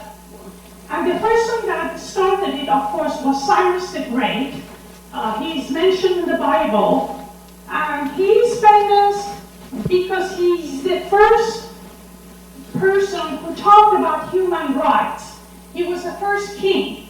When he went and conquered Babylon in 539 and freed the Jewish people from captivity there, he told the Babylonians that you can have your own religion, you can have your own culture, you can have your language, it's okay. He was a Zoroastrian, but he went to the temple of Marduk and he gave homage to the Babylonian god because he respected all religions. He respected all beliefs. And he said so in Cyrus Cylinder, which was until recently was in Metropolitan Museum in New York and finally was given to Iran. Thank you. So 4th of July is good to say that our own founding father, Ben Franklin, John Adams, and Thomas Jefferson were all very much influenced by the Cyrus the Great's rule. There was a book called Cyropedia, The Life of Cyrus. It was written by Xenophon. And these guys had not one copy, but 3 copies in their libraries. Thomas Jefferson was a big fan of Cyropedia. He read the Cyropedia. He tried to emulate that. He was very impressed with the idea of freedom, with the idea of we can be just, rule. And these ideas the origin of these ideas are Zoroaster's idea that were, of course, influenced Cyrus, who was following him. And of course, Mr. McGregor, the director of the British Museum, says the story of Persia and Iran is part of the story of the modern United States, because of course our own founding fathers here are very much influenced by that. So around 334 BC, Alexander III, we don't call him Alexander the Great. This is what the Europeans are saying. We call it Alexander the Accursed, but that's another story. Of course, as Zoroastrians, we are not very impressed by him. But Alexander came, invaded Persia in 334, killed a lot of Zoroastrian priests, destroyed a lot of temples, and burned a lot of books, Zoroastrian books. And we had, for about 200 years or 150 years of Greek rule. But eventually, another Persian empire rose. It came about, and that was called the Sasanian Empire. Started in the 3rd century. This was an empire, very Persian and very Zoroastrian. For the first time, we have a state religion of Zoroastrianism, kind of Zoroastrian. Priests became really powerful. And of course, it was a huge empire again, and that was eventually destroyed in 640 AD by the Arab invasion of Iran, which was a catastrophic event for many Zoroastrian people. Thousands of people were massacred. We had constant pogroms and massacres. Millions of people were killed and forced to convert to Islam. And as Swami very well said, there were a lot of discrimination. The Zoroastrians had to pay what we call jaziyyah, the non-Muslim tax, which was heavy. You had to pay a lot of tax for being Zoroastrians. You couldn't really own anything. You couldn't ride a horse. Because the people who were horse riders all along, they couldn't ride a horse, not to offend the Muslims. We didn't have furniture in medieval times. Why do you have to have furniture when any minute somebody will attack your house and will kill you? You need to get out, grab your belongings and just grab your children, grab your wife and just run. You don't need to have chair because you're going to be killed any minute. So the situation was really dire. So people fled to Kerman and Yazd. These are two desert cities in the middle of Iran, in the middle of literally nowhere. This is the way they could protect themselves, that few thousand, 100,000 people that were left. Today, it is a Zoroastrian center in Iran. We have temples here, we have our sacred sites, but people got out from metropolitan areas, from the cities, to these areas that are in desert cities like Kerman. And now we get to something that Swami mentioned. Because of the persecution and the killings that was going on around 930, in 10th century, a group of Iranians from northeast go to the south, go to Persian Gulf, hop into a ship and fled to Gujarat in India. And we're very grateful for Indian people who have given us refuge since 10th century. And Zoroastrians, of course, these Zoroastrians that are living in India today are called Parsis, which simply means the Persians. And of course, you might have heard of some of our famous Parsis of the world. Our own wonderful Freddie Mercury, who is a fan? You! Yes. You gotta love it. Our Freddie Mercury of Queen, of course, was a Parsi. We have in the center Roberta history, the wonderful Parsi writer who lives in Canada and cannot come to the United States because he gets profiled every time he goes to the airport looking like a terrorist. So he was in Oprah Winfrey's book club, his Family Matters. The wonderful, and of course on the left we have Zubin Mehta, another wonderful Parsi, very famous. He headed the Israeli Philharmonic in Tel Aviv. So Parsis, they were very active in philanthropic activities in India. They did a lot of things for India. They established Air India, the radio came from. Then they were the Tata family in India, is very famous. They're a ship-making family, some people have heard. But they also were Parsis, were very active during the Crimean War. So I have something from the Sanitary Commission of the American Civil War. He says, as for the generosity of the Parsis, it is unrivaled, extending far beyond the limits of Bombay, because they were so much working in Bombay and Mumbai, today called Bombay, as we all know. They did a lot of schools and orphanages and places of worship. So they went to Russia at the time of Crimean War when Florence Nightingale described the Parsi community as the salt of the Bombay community. They went to the United States at the time of the Civil War. Our Sanitary Commission, receiving a handsome remembrance from the followers of Zoroaster in India, they said because of their sympathy with the suffering soldiers and the cause of freedom and union. So this shows that the Parsis were not only involved in philanthropic activities in India, especially in Mumbai, but also they supported the union in civil war because of their, because of what they liked, freedom and the principles of the union. So the situation of the Zoroastrians were really bad up until the 1920s when we have the Pahlavi dynasty.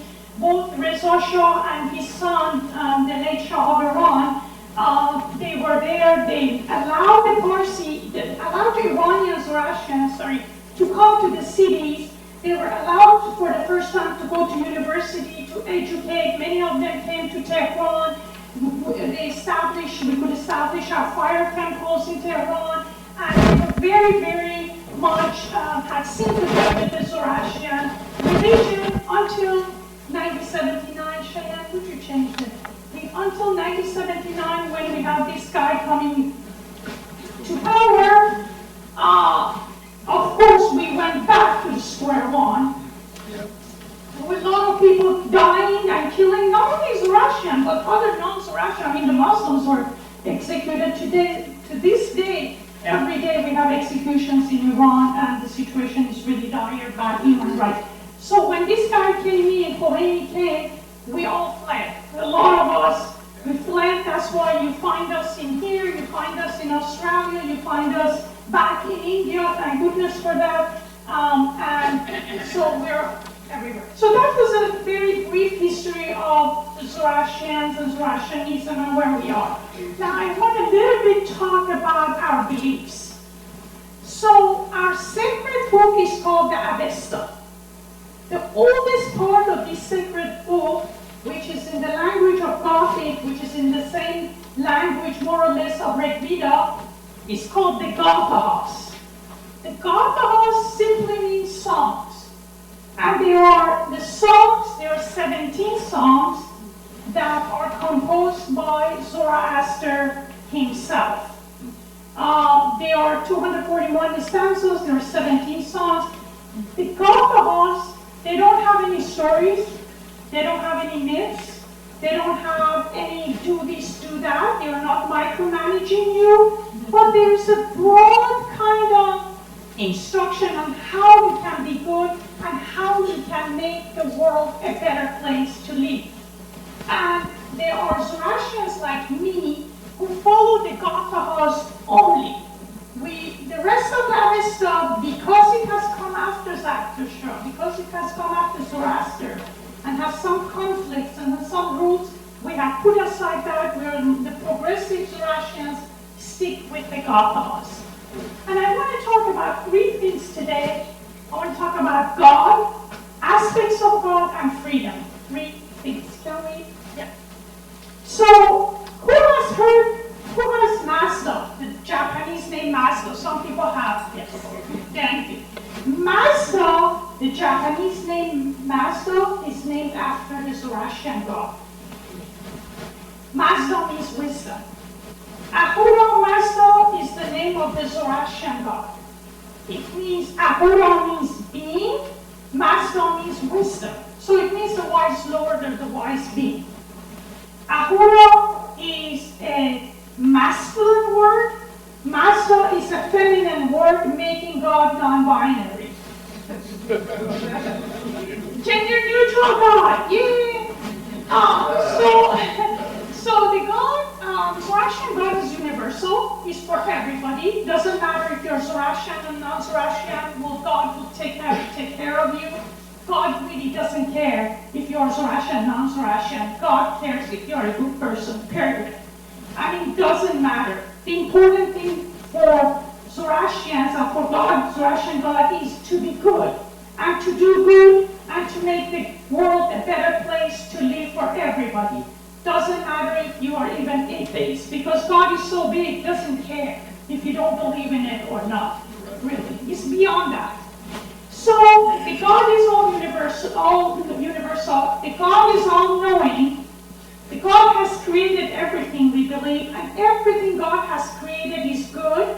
We believe evil is not original in God. The evil comes from us, from our own bad choices, our own bad thinking, and I will talk a little bit about that. God is our friend. Oh, if we can go back again. Sorry, I have my cheat sheets. Yeah. God is all good. His creation is all good, and God does not get angry, hateful, jealous, none of those things. And God doesn't judge. God is a judge in the sense that He knows what you're doing, but God does not sit in judgment. We believe that when you die, our own soul and our own conscience will judge you, not God. So, should we go back? Right. So we also believe that God has different aspects. It's like a rainbow that has different colors. They come together, make the white color. God is like that. So the first aspect of God is Asha. We have the same word in Rigveda as Artha. Means order. It also means righteousness. It also means truth. All of them together is Asha. Another God's aspect is Vahumana, the good mind. Another aspect is Almighty, peace and devotion. The one is Hashatravario, the good dominion. Purvatot, perfection. Amurtot, immortality. And Espantameno, the ever-growing mind. These are all 7 aspects of God. And I don't want to go through it, it's a long discussion, but I just want to emphasize on the first 2 because our Kusha talks about it a lot. So, okay. So Asha, which means truth and order, is the most important aspect of God. Zarathustra talks about it 250 times in the Gathas. That we should always be true to ourselves, truth to other, and stay away from lies and deception. Thank you. Ashankahu, which is one of the most important Zoroastrian prayers that, by the way, my husband is going to do a chant on that after my speech. It says that Asha, which is righteousness and truth, is the best. It brings happiness. Happiness comes to the person who is righteous for the sake of righteousness only. Not because you're scared of God, not because you want a reward, not because of that 72 virgins in the heaven, but because all the parties going on in the heaven, no. Because it's the right thing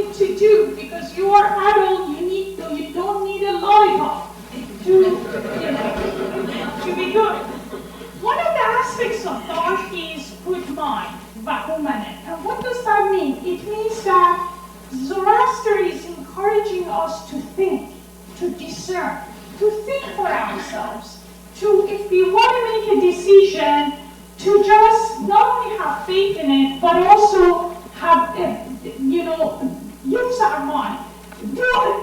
Think about, does this make sense?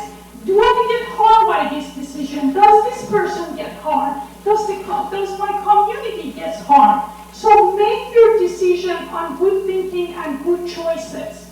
If you make a bad choice, you harm yourself, you harm your community, and you harm your world, and you see the consequence of your bad choices. That's why it's so important to use your good mind. Thank you, Sharon. So, I think that's not a slide for it, Sharon. Can you check? Yeah, that is the. Oh, okay. That's weird. Can you go to the next one? I think it's. Okay, I guess I cut down my. Okay, don't worry. So, anyways, I guess we have to switch to another thing that I want to talk about. Is the last thing that I want to talk about is the influence that the Zoroastrian religion has on other religions. You remember that Cyrus the Great came and freed the Jews in 539 BC in Babylon.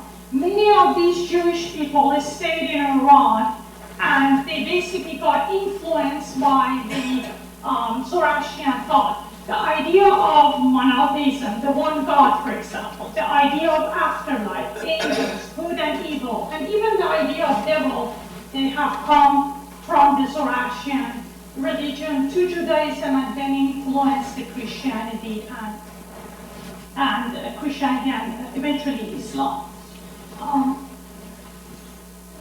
The Nehemiah, and then if you can go back to the next slide. Thank you. Ezra and Nehemiah were two people that were Jewish people. They worked with the Persian Empire in the Persian court during the Persian Empire, about 4th century BC. And these guys bring the laws, the Zoroastrian laws, to the Jewish people, and that's why we have influences in the Jewish thoughts and Jewish religion. It changed. For example, the Jewish religion originally did not have any angels. All those 7 angels came later after the contact with the Zoroastrian religion, because those 7 aspects of God later on became angels in Zoroastrian religion in many years after the Zoroaster. And those angels, the Jewish people took those and they made it their own angels. So Raphael and Israel and all these 7 angels, Jewish angels, did not exist before contact with the Persians. So I want to end something that Joseph Ware, the founder and director of Jewish Heritage Foundation, said that the Persians called the people of the kingdom of Judea Yehudis, for which we get the word Jews. The Persians were friendly toward the Jews, and their king Cyrus permitted them to return to their land and build their kingdom. The Persians were so friendly, the Jews studied the Persian religion and learned many things from them. By the time the Jews returned to Palestine and with the help of King Cyrus rebuilt their holy temple in Jerusalem, their religion had greatly changed. So Cyrus permitted the Jews to build the second temple, which was destroyed by the Romans in 50 AD, I believe. So that's what, 70 AD, yeah. So, they were exposed by the Persian, and many of these ideas, came from there. I didn't want to emphasize, I can come back and talk. That's a huge discussion of how and what, and want to say that the modern Judaism, for example, is based on the Babylonian Talmud, Bibli Babylonian Talmud is also called Iranian Talmud because it was greatly influenced by the Persian the Zoroastrian religion and a Persian empire. There are 300 Persian words in Babylonian Talmud, and Talmud, of course, is the basis of modern Judaism. That's by itself. How it came about is a different discussion, but I want to end it here. And thank you so much for listening. Thank you. Thank you, Mr. Roberta, for a wonderful and educating presentation on Zoroastrian. Time for a change. Yes, thank you. Time for a change. So let us enjoy a song for a little while. I request Toby and Paul to do it. Was there a chant? He will take some first. A chant first? Oh, I'm sorry. Okay, so still done. What's our idea? Go ahead. Husband, yes. Go ahead. Yeah, please. Unlock it, yes. It's locked. Oh, that's right. Yeah, of course. All right. You can just get it. It's right. Oh, perfect. Anyways, thank you. I'm not Freddie Mercury. I'm not Freddie Mercury. In fact, this is the first time I've ever sang in front of people. So I want to do the best I can, so bear with me. This is the most ancient of all the Zoroastrian songs, and it's sung in Gothic. It's called Hashem Vohu. It's a short song. The first part is, what is Asha? What is the nature of Asha, or Hashem? And the second part is, how does it relate, or how is our relationship to Asha, or Hashem, that will create radiant happiness? Okay? Hashem is right, divine order. Okay? Ushta is radiant happiness. So it's like being a bearer of light. So bear with me. I've never done this before. I've done it in my private meditation practice, so I'll do my best.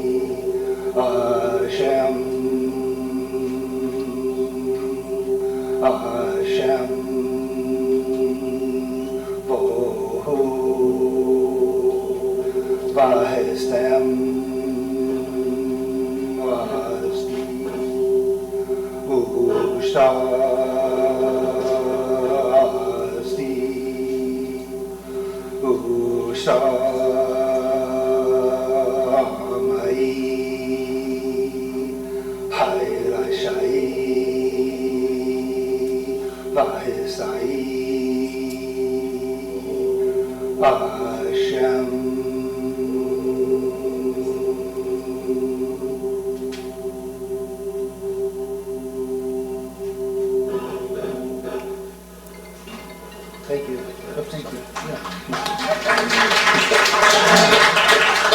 Thank you, sir, for connecting us with the divinity. I request Paul and Toby to do it recording.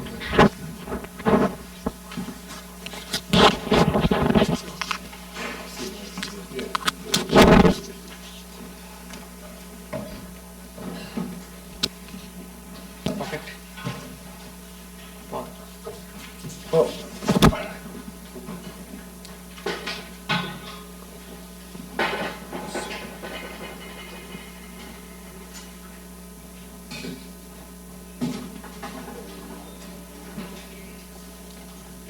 Just gotta test this first.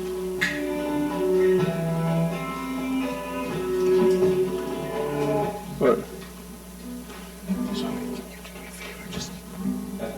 We're still at 2. Play in a second. Play. Yeah, play. Not yet. FYI, this I'm is just gonna- something to Paul right. You probably won't say that. And this is kind of a prayer to Krishna and Ramakrishna, and from our hearts to them. Let's see. And this particular rendition, we have a little band backing us up. It's so cool. It has cello from Ireland, backup vocals from London, Manchester, and it's basically all over the world, so it's very neat in that respect.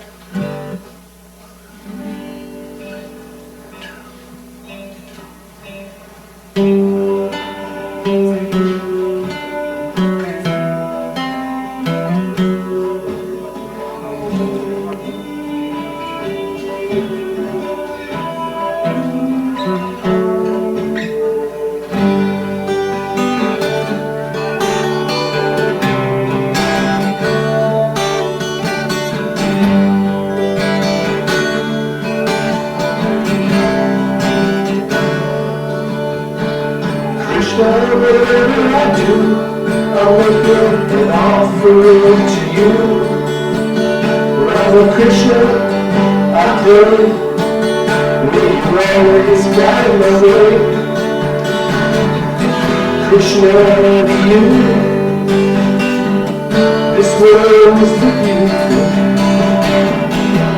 But to us it's always painful and confusing. When we do our best to love you, but full of devotion. So that one day we may merge into the ocean of your love. Krishna, whatever I do, I make it an offering to you. Rama Krishna, I pray, may you always guide my way. Leaf, a flower, a fruit, or what I offer to you. You always accept with open arms. Let me always remember you and miss myself. May I never forget you inside our health. May I do my best to love you with pure devotion,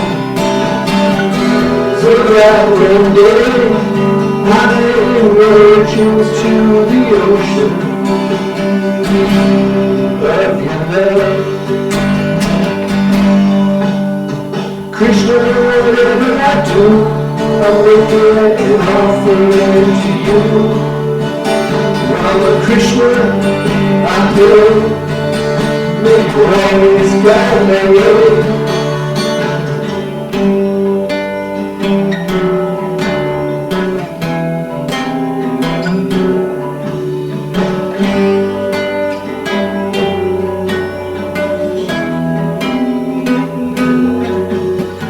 Krishna, whatever I do, I'll make it an offering to you. Rama Krishna, I pray, may you always guide my way. Leaf, a flower, a fruit, or what I offer to you. You always accept with open arms. Thank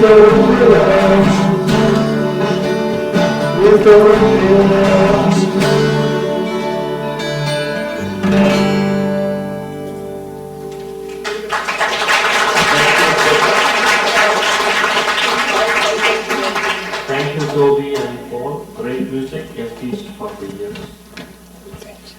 Shortly, a mirror will be shown to us to know our true nature. I humbly request Revered Swami Tyagananda, Minister of Ramakrishna Vedanta Society, Boston, to bless us with wisdom.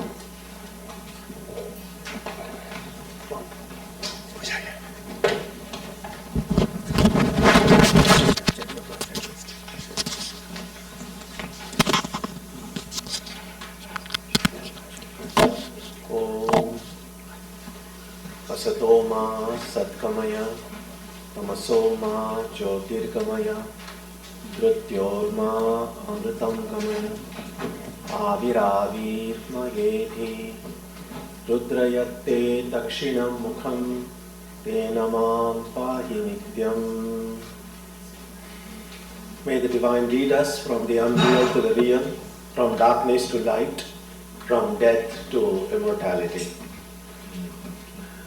I'm grateful to Swami Chandrasekharanandaji for giving me this opportunity to participate in this very beautiful function here, celebration. I was here 15 years ago, 2009, and it's been a good homecoming, so to speak. Whichever Vedanta center we go is like a home to every Vedanta student. And so I'm very, very happy to be with all of you this morning. So the topic was about the Vedanta as a mirror. Many of us here have been students of Vedanta for a shorter or longer time. And oftentimes our first introduction to Vedanta can come through books, or it can come through conversation with our friends, or sometimes podcasts and now YouTube videos. There are many different ways through which Vedanta can enter our lives. Whichever way Vedanta might have entered into our lives, eventually when we start not simply understanding it, but practicing it in our own way, then it takes a certain form. And that's very specific to every one of us. The more we try to incorporate it into our lives, it begins to mean something. And among the different ways Vedanta can appear to us, one way that has been uppermost in my mind for some time is thinking of Vedanta as a mirror. Mirror is something that every household has, and we look into it. Some of us look into it more often than some others do. And I mean, why do we look inside a mirror? Because, well, I get to see how I look, how presentable I am.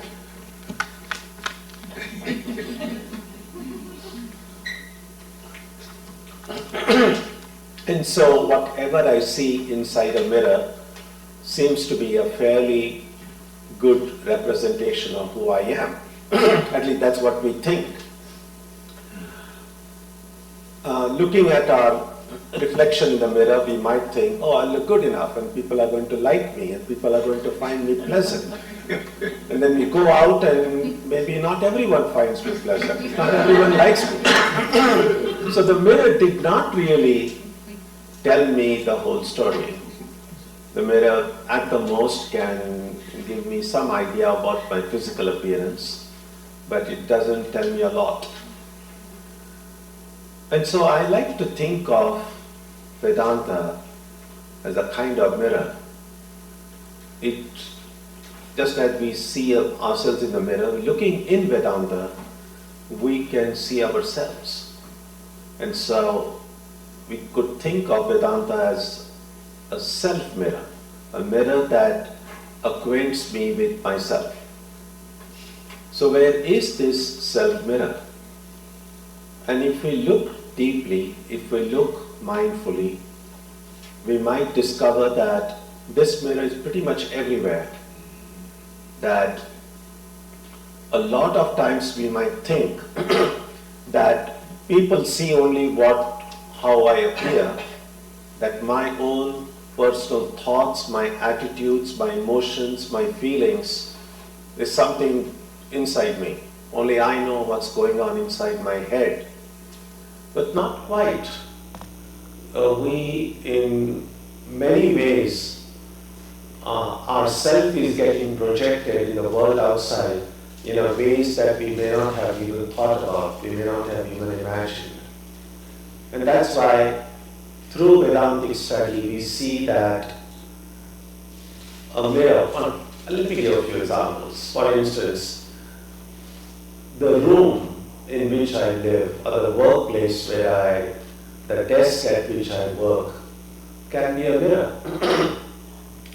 How my room is arranged, how orderly it is or not, can give me some good idea about how I work, how I do things. In more ways than we realize, our living spaces and our work spaces are a kind of an extension of ourselves. And that's why when on some rare occasion we do take it upon ourselves to say, I'm going to clean up my room today, I'm going to put everything in order. And when we do that, we feel happy.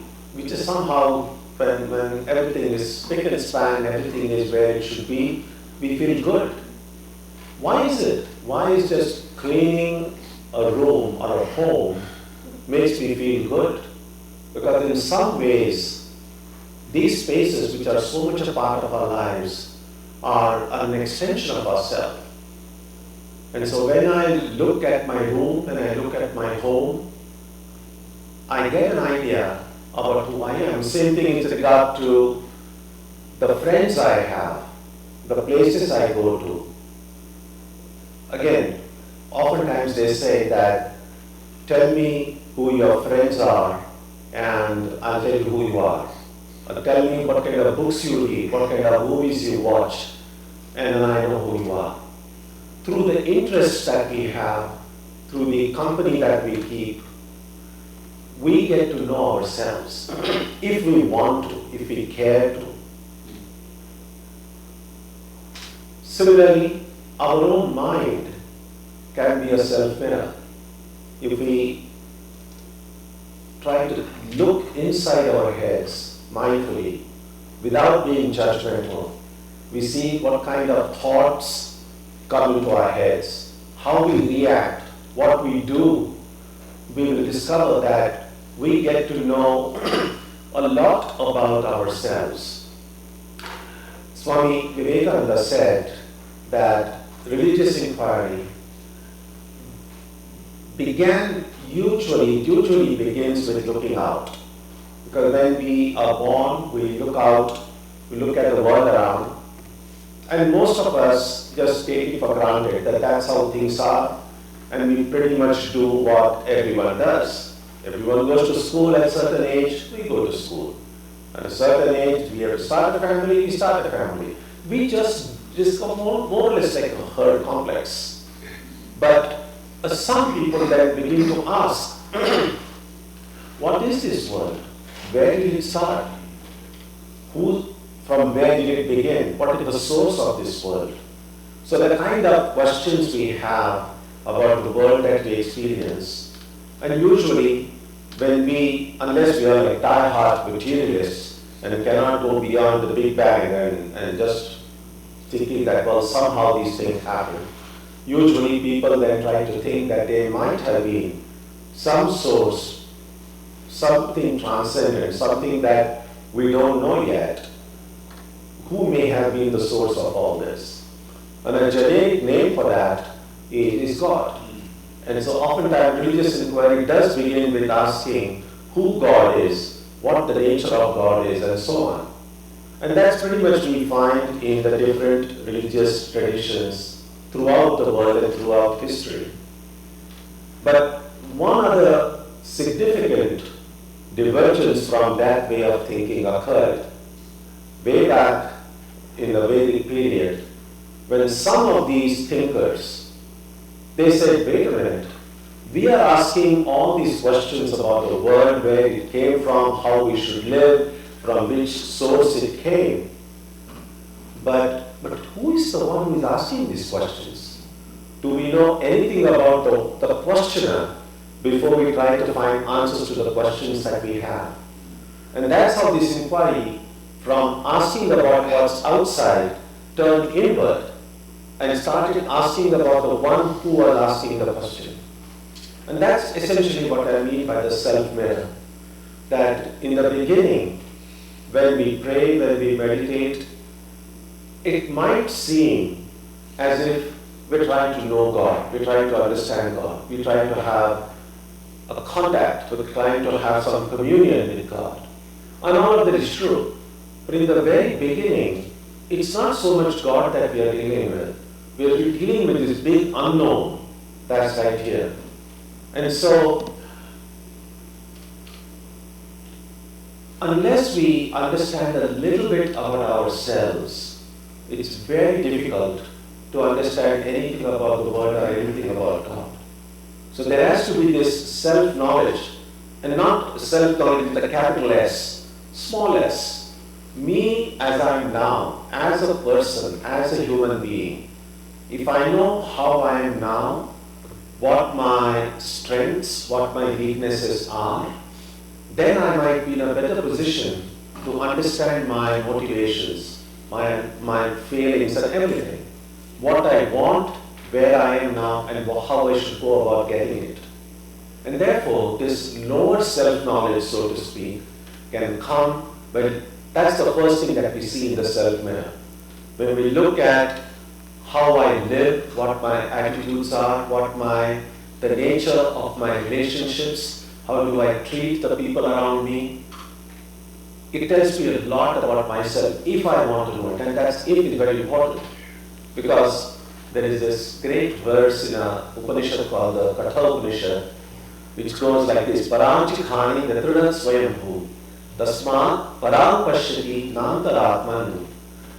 Idea is simply this, that the senses that we have, the mind that we have, is kind of, it destroys us in some way, because all that the senses do is go out and grab all the information, the sound, the taste, the smell, the touch, all of these things.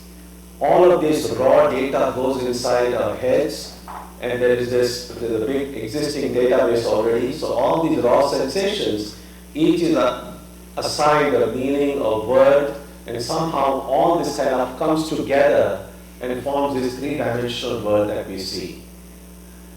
And so, in order to look inside, therefore, we have to figure out what is it that I am seeing, but who is the one who is seeing it? And therefore, this mindfulness is of great importance. And so first we get to know the equipment that we have before we judge what is the data or the information that this equipment brings in. And that's why the self-mirror is first about telling me as I am now. One of the things that we will see is that if we judge, actually, judging other people is a lot easier than judging ourselves. Because again, people that I see are outside of myself.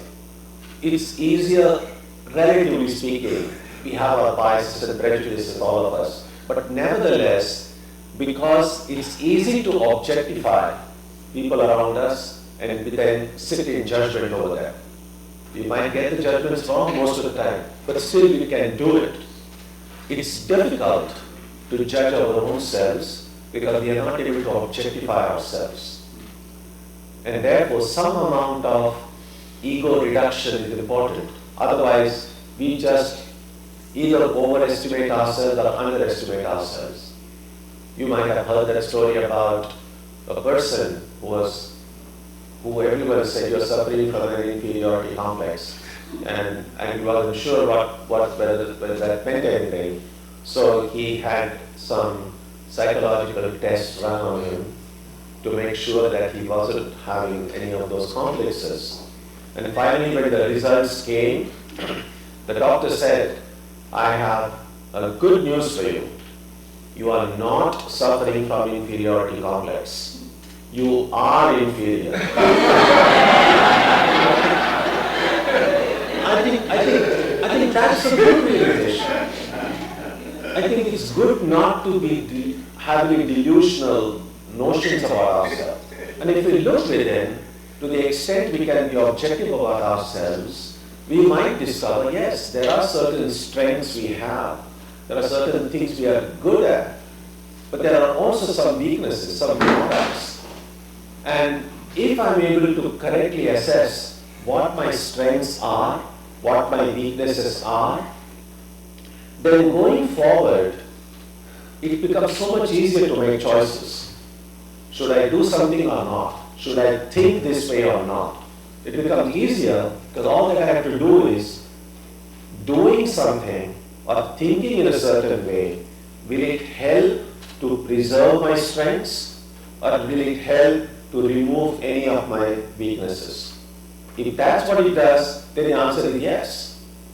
But if it is something that is going to weaken me, physically, mentally, emotionally, intellectually, then I should say no to it.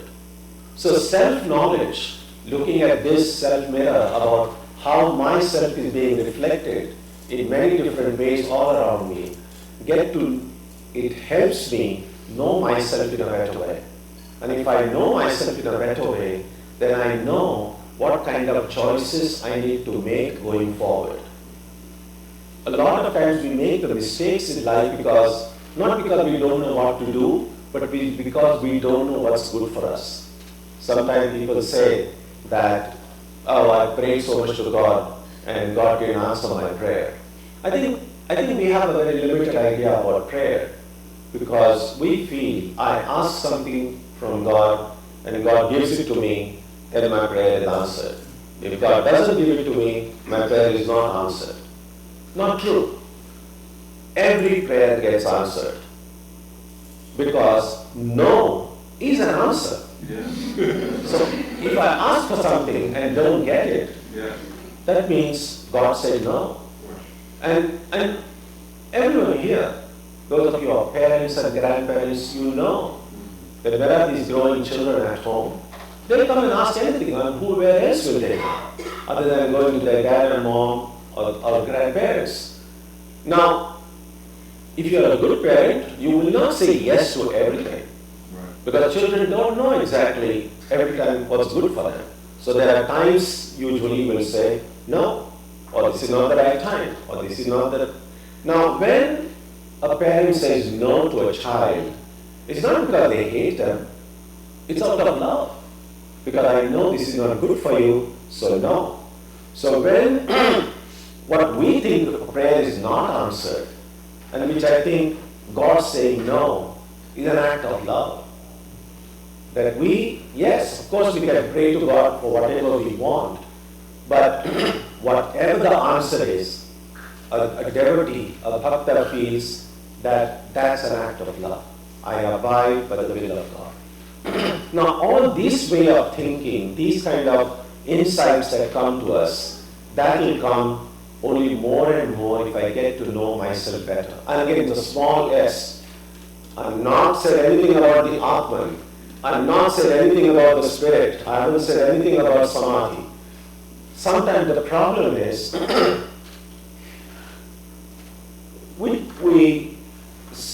I'm not saying all obviously, but many of us,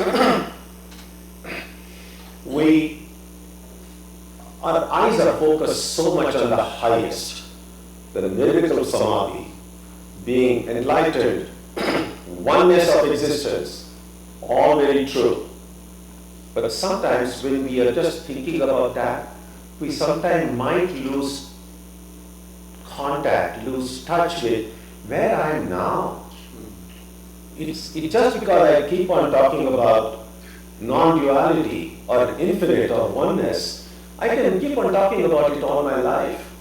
It's not going to do anything. We just talk. So I have to see where I am right now.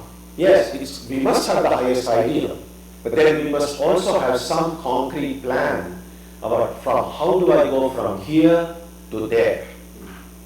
And in order to do that, first I must know what this here is, where I am now. And that's why when we begin to look at this self-mirror, as I call it, we can, I'm sorry, it's getting tried out.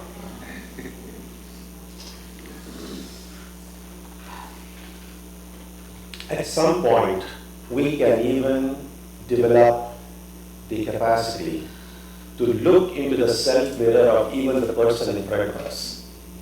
And that's important. Like sometimes it could happen, for instance, you meet someone, a friend of yours, and you say, hey, good morning. And the friend doesn't respond as enthusiastically as you greet them. And you're upset. Like, I wish this person and this person has been just frowning at me. And so, and you can get angry and you say, I'm never going to greet this person again in the future. And it happens. And it's just one simple example, but these kind of things happen. But again, if I have the ability to look into the self-mirror of the other person, the person in front of me, I might be able to think, maybe this person didn't have enough sleep last night. Maybe this person just flew in from the East Coast with a 3-hour time zone.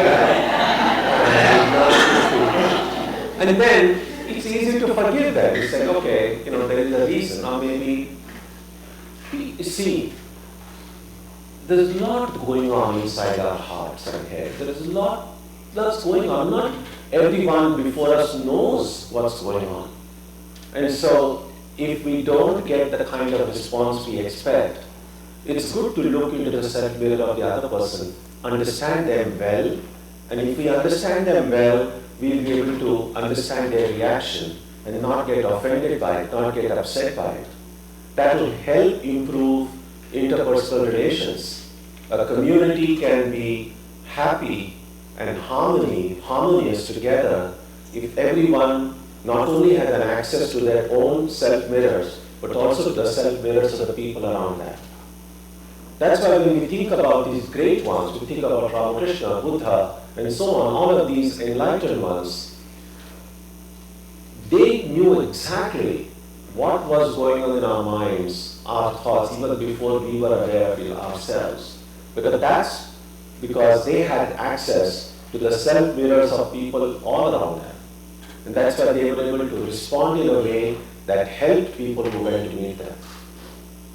So, the important point here is, I can have access to somebody else's self-mirror only to the extent I have access to my own self-mirror. So I need to know myself as well as I can before I try to understand others. Sometimes people go out of their way to try to tell other people, I'm like this, I'm so and so, kind of almost like self-marketing. Actually, when you look at that, then you see that maybe this person has no access to their self-mirror, because there is no need to tell anyone how we are. Because as I said, how we are, what we are continually, it's coming from our personality, it's coming from the way we speak, way we do our work. About Thich Nhat Hanh, the great Vietnamese monk who passed away, I think, a couple of years ago, I think Thomas Merton said about him that the way he enters a room and opens the door and closes it, I know he's a real monk. In all these little things, we are continually revealing ourselves. We might try to put the best face forward and try to appear to the world what we are not inside. And maybe for a short time we may be able to keep the inner persona hidden and just have the different persona outside. But it's very difficult to keep up that kind of appearance all the time.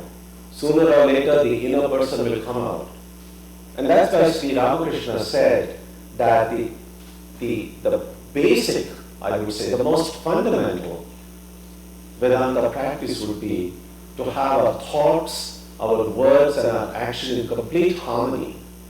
Because all of the tension, the stress, the anxiety, the worry that we have, not so much because of factors outside, yes, they may contribute to that, but the real cause of stress and worry and anxiety is this divergence we have between our thoughts, our words and actions. The more they are able to come in harmony, that I speak exactly what I think and I do exactly what I say, my whole being will be harmonious. Now the purpose of all of this, once I know who I am, as I said, and I am able to then, I know what I want, I know who I am.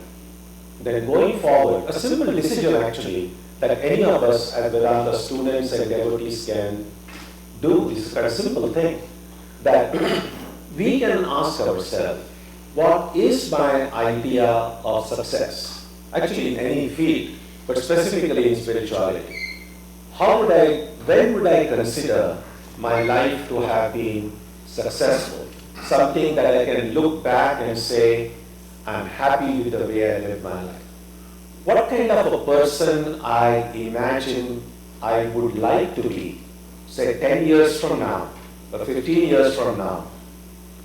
And we all have some, even if it may not be like a very clear idea, at least some hazy idea of this is the kind of future I want for myself. And then we look at the self mirror and say, where I am now. And then we say, if I continue to do what I am doing now, if I continue to think the way I am thinking now, after 10 or 20 years, will it take me to the place I want to be in, the position I want to be in? And if honestly, if I feel no, I don't think if my life kind of just goes the way it is going now, that I may not reach that point I need after 5 or 10 or 15 years. If that's the case, then I need to make some intelligent, wise decisions in my life now. Certain things will have to change. Simply thinking, oh, I'm just taking life as it comes, and by some miracle things will change. People have been waiting for miracles all the time, and it never happens. We can do that miracle if we are intelligent, if we are, I'm not talking about the scholarship, I'm talking about being mindful, being aware. And the self-mirror, Vedanta as a mirror can help us. And to the extent we are able to remove these weaknesses within us, to the extent we are able to preserve and improve the strengths in our heart, a miracle does happen. We begin to see then that my idea about myself begins to change. It's like a mirror. You have dust over your mirror. The more you clean the mirror well, the more clean the surface becomes. You have a clearer reflection. I'm able to see myself in a better way. And that clearing of the mirror is really this eliminating the weaknesses of the heart.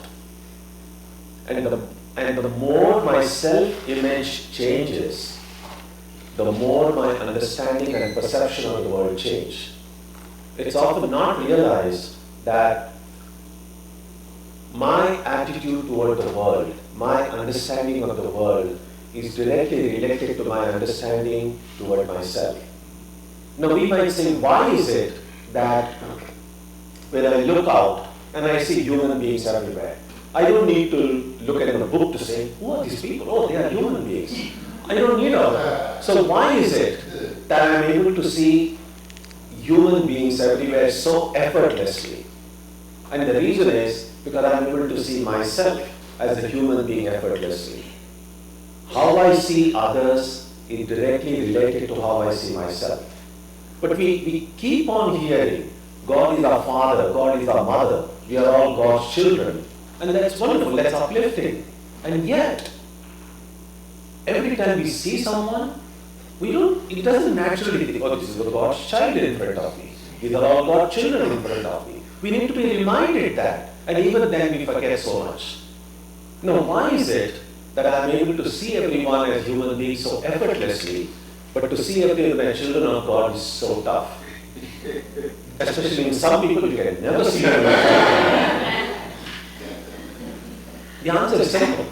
If I look in my heart, if I'm able to see myself as a child of God, and then I look out, it will become so much easier to see others as children of God. If I'm not able to see children of God outside of me, because I'm not able to see the child of God right here. People speak about everything being filled with consciousness, about the Atman everywhere, about everything being the spirit. I don't see it. Why? Because I don't see that pure consciousness, that spirit here. People say charity begins at home. Everything begins at home. I first have to change something here, and then the world for me will change. So these are just a few thoughts I thought I could share with you this morning about looking upon life in the mirror. That the physical mirror only tells us about our physical appearance, but there is this spirit mirror which is reflected in every person I meet, every work I do, every project I undertake, every interest I have in life.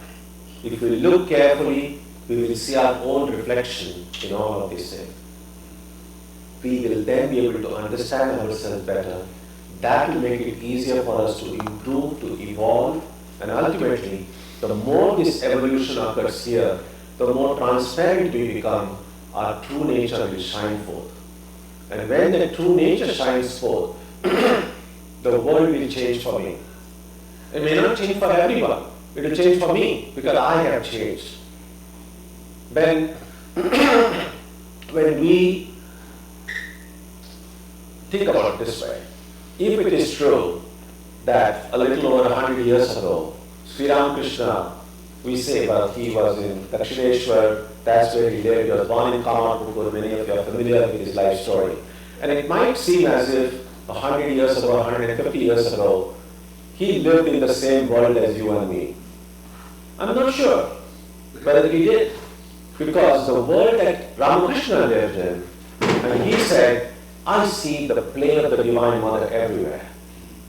But even his contemporaries, people who lived around him, they didn't see the play of Divine Mother. They saw him as some crazy priest. They didn't even know he was an avatar. When he went inside the temple, the Mother Kali's temple, he saw the living, breathing Mother. And many of us have gone and seen them or seen photographs of that place. And what we see is a grand image, beautiful, uplifting, it's wonderful, but not the living Mother yet. And he could see a different world because everything inside him had changed.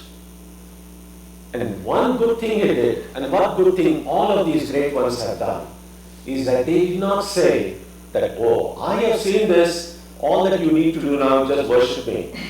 And also just believe it and be happy. What Ramakrishna said, and the words that he said to Vivekananda when he went there to him as a young man, was that, yes, when he was asked, have you seen God? He said, yes, I have seen God.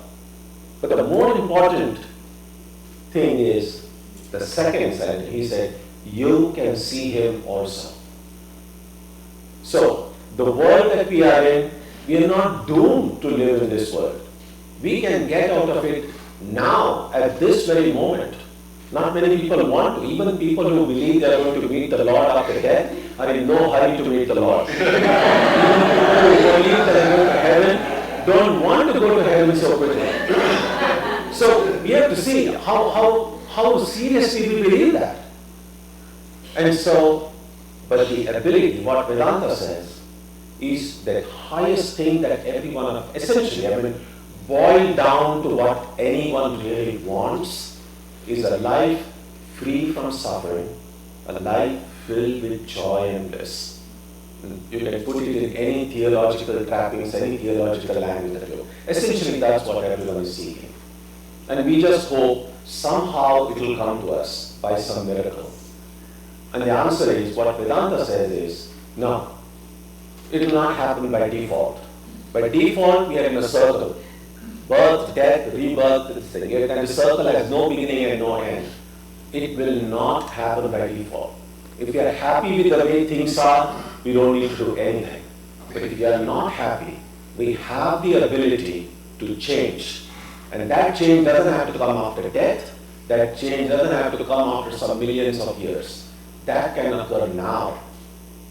If I change myself, if I change the way I look at myself, if I change the way I look at the world, everything will change. That power, that ability is in our heart.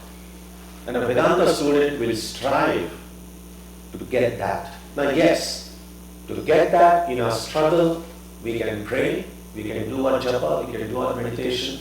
All of that will help. But the purpose is ultimately to change ourselves. The focus is not to change the world will change to the extent I change myself. So, if some of this, what I said just now, if some of it makes sense, then I would encourage you to give some more thought to this.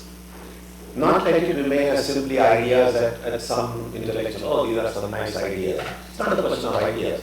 If they resonate with you, if they have the ring of truth, then we have to say, how can I live this way? How can I live in a way that will make me a better version of myself? That I can look back and I say, today I'm a better person than what I was 5 years ago, or 10 years ago. Not that, oh, I'm the same old person, nothing has changed. Or God forbid, I was better 5 years ago. That's the way, it's the spiritual progress is not about getting visions and getting into samadhi. That will happen wherever it will happen. But I can touch my heart, and if I can say honestly that today I'm a better person than what I was a year ago or 5 years ago, I'm already on the right track. And that kind of insight, those kind of teachings come to us if we look at the life and teachings of Sri Ramakrishna, Holy Mother, Swami Vivekananda, and not just three, of course, from all these wise ones from every religious tradition. We had such a brilliant presentation about the Zoroastrian tradition. Swami Vivekananda referred to it in his Chicago paper that he presented. I mentioned the three most ancient traditions in the world. He spoke about Hinduism, Judaism, and Zoroastrianism. And so there is a lot that we can learn. There is so much wisdom out there. All that we need to do is to open our heart, allow that wisdom to sink in, to change us, and to the extent it changes us, we can help and become instruments of peace, harmony, and joy to the world around us. Om Jananim Sanatam Devim Ramakrishnam Jagatgurum Padapadme Tayo Shritva Pranamami Murmur. Our humble gratitude, Swamiji, for your blessings. A song composed by Sri Chaitanya, the holy names of the divine used to clean the Vedanta mirror, just shown by us by Swami. I request Thomas to lead us in the chanting of this holy name. You could get it.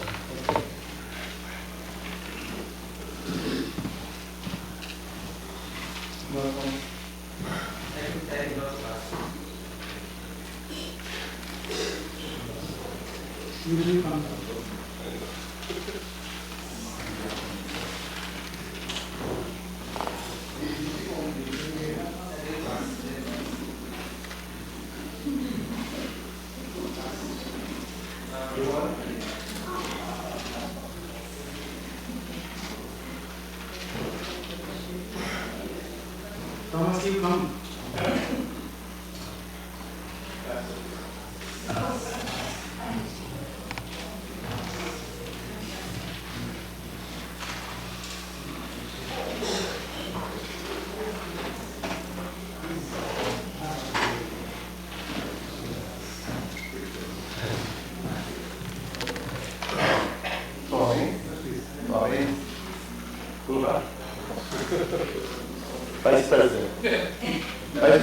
come on there? No. That was for you, Swami. So I was thinking all this whole week, maybe even last week, how these opening prayers, you hear them and they're so profound and wonderful. And letting those sink into us over the years, for me, over the many years. And each of you, however you've done it, these prayers that are offered, just amazing and so deep and rich, and they all point to this place in that heart that we can look at and find it in our mirror. It's wonderful. In this prayer, Chaitanya's prayer that you have in front of you, and by all means keep this, take it home and let it play with you, is very much about devotion, very much about devotion. And at the same time, when you read it over time, you can really let it be a devotion to that mirror and to your heart. And I will read it, and everybody can, Cheyenne, give them all out. Yeah, everybody should have one so they can take it home. And we just read it slowly, and everybody read it at their own pace. And then maybe again, tomorrow or next week or next year, read it again and see how it works on you. This is called Chaitanya's prayer. Chant the name of the Lord and His glory unceasingly, that the mirror of the heart may be wiped clean, and quench that mighty forest fire, worldly lust raging furiously within. O name, stream down in moonlight on the lotus heart, opening its cup to knowledge of thyself. O self, drowned deep in the waves of His bliss, chanting His name continually, tasting His nectar at every step, bathing His name that bath for weary souls. Various are thy names, O Lord, in each and every name thy power resides. No times are set, no nights are needful for chanting of thy name. So vast is thy mercy.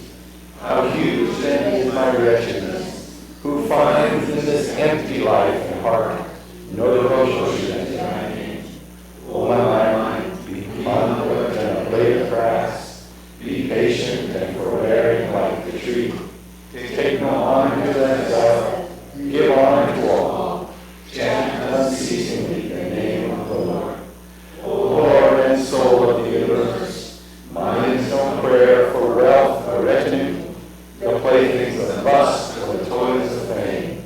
As many times as I may be reborn, grant me, O Lord, a steadfast love for thee. A drowning man in this world's fearful ocean is thy servant, O sweet one. In thy mercy, consider against dust beneath thy feet.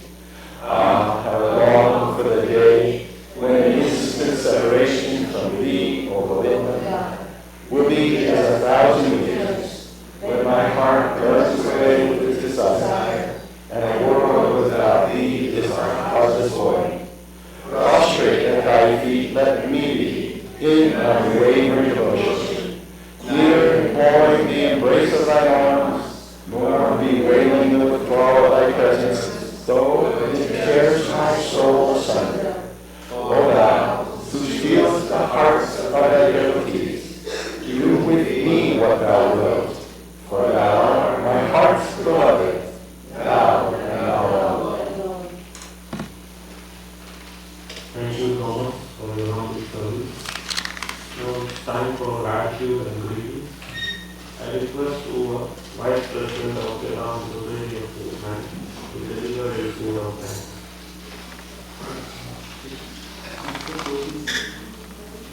On behalf of the Vedanta Society of Portland, I gladly thank our guest, Ms. Rebecca DePraise, her husband Louis, as well as Swami Tyagananda for their much appreciated efforts and journey to speak to us today. My vote of thanks includes our resident Swamijis and devotees who tirelessly helped prepare today's celebration. I'm grateful to you, dear guests, for your offering of prayers, songs, and I feel appreciation for those who walked this path before us, as you can see in the photographs of it. I join you in acknowledging their tireless work and sacrifice to serve God and man, beginning with Sri Ramakrishna, Holy Mother, and Swami Vivekananda. They do inspire us abidingly on the path to liberation by choosing reality over illusion, freedom over bondage, leading to the awakening of our oneness with the Absolute. Thank you all.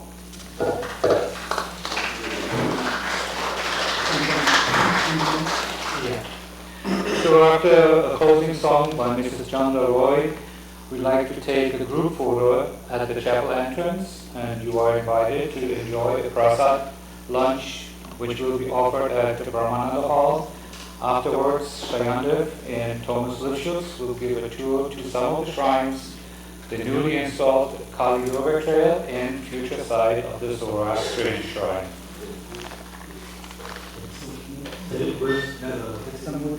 Mrs. Lucy come on stage and she has an announcement to make. One thing I should inform you, I'm glad to inform you that Swami Tyagananda Ji Maharaj has agreed to give a satsang tomorrow evening at 7:35 at the Vedanta Temple, Portland. So you are most welcome to have it. And for Durga Kali Temple, trail, this Brahman Way, Gilkishan Road, joins with Brahman Way, and on your left as you go to the west, there the trail is there, its sign also is placed there, so you are most welcome to go and have the trail, you can walk through. Thank you.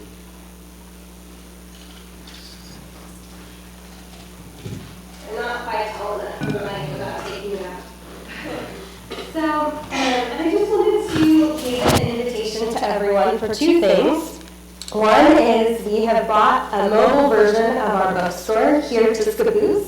Some of you who came early were able to take a look. But we have many, many sacred and amazing books, and I want to tell you that almost all are under $10, some are $2. The most expensive book is $12.95. And we expect many forms of payment, but I wanted to mention, a few of my favorite books are in the mobile bookstore today. One of them is a book of daily thoughts and prayers that's arranged by date. It's a very beautiful and a very digestible way to integrate more positive thoughts into your daily practice.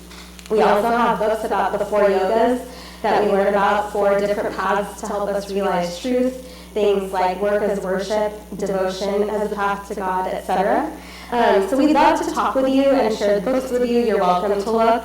We're going to take the mobile bookstore from this hallway to downstairs outside, so you can, as you finish your lunch, come talk with us. We'll also have available there a piece of paper. Anyone who would like this, we have enough for anyone who's interested. And this is an overview, one page of some of the needs that our temple has. So you're all welcome. Everything that the temple offers is always free of charge in terms of spiritual wisdom. That's very important. But there is a physical infrastructure and physical resources that are needed to have places like where we're coming today. And we have lights, and we have places to sit, and we have, clean and safe roofs above our heads. So if you're interested in being a part of the temple in that way, I would invite you to consider becoming a member. Becoming a member simply means that you appreciate the universal religion of Vedanta and believe that all paths sincerely followed lead to the ultimate truth and God. So if that's something you're interested in, we have information about that. We have forms that you can take. You could fill one out here today. You could take one and think about it. But we'd like to invite you to become a member. That cost is only $60 for a year. Or if you want to become a lifetime member, that's $1,200. So we hope to talk with you during lunch, and thanks for your patient listening.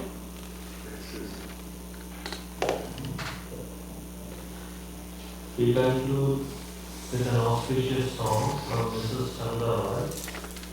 I personally thank you all for your wonderful cooperation and audience. Roberta, you like it. Gallery. So before she sings, for our English speakers, I'm going to share a translation. I bow down to Vivekananda, who is Lord Shiva incarnate, resplendent like the bright sun, and adored alike by men and gods. He is the embodiment of the Vedas and has completely overcome the bondage of lust and gold. A lion among men, radiant with the rays of a million suns, who has nothing but the sannyasin's loincloth on and is dancing the violent dance of Shiva, reverberating the quarters with the impassioned cry, "Fear not, fear not!" A mere glance of his eyes is enough to impart both enjoyment and liberation, who tramples with ease the myriad hordes of vice, and who is the veritable Shiva with the crescent moon on the forehead, and who is worshipped by Indu, a pseudonym of Sharat Chandra Chakravarti. I have missed that. I'm sorry for that. To give a moment to speakers, so please allow me to open this.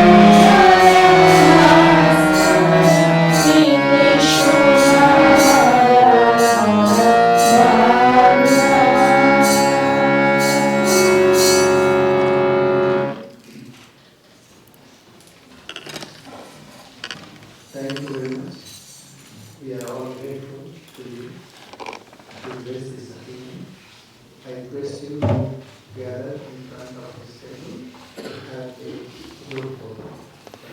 And after that, please join us to have lunch. Thank you.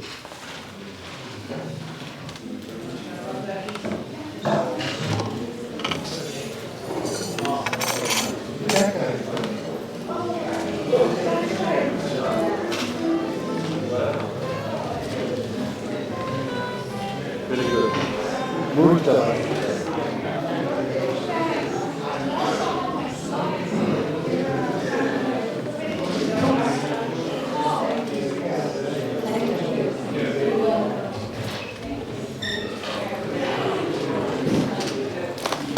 Oops.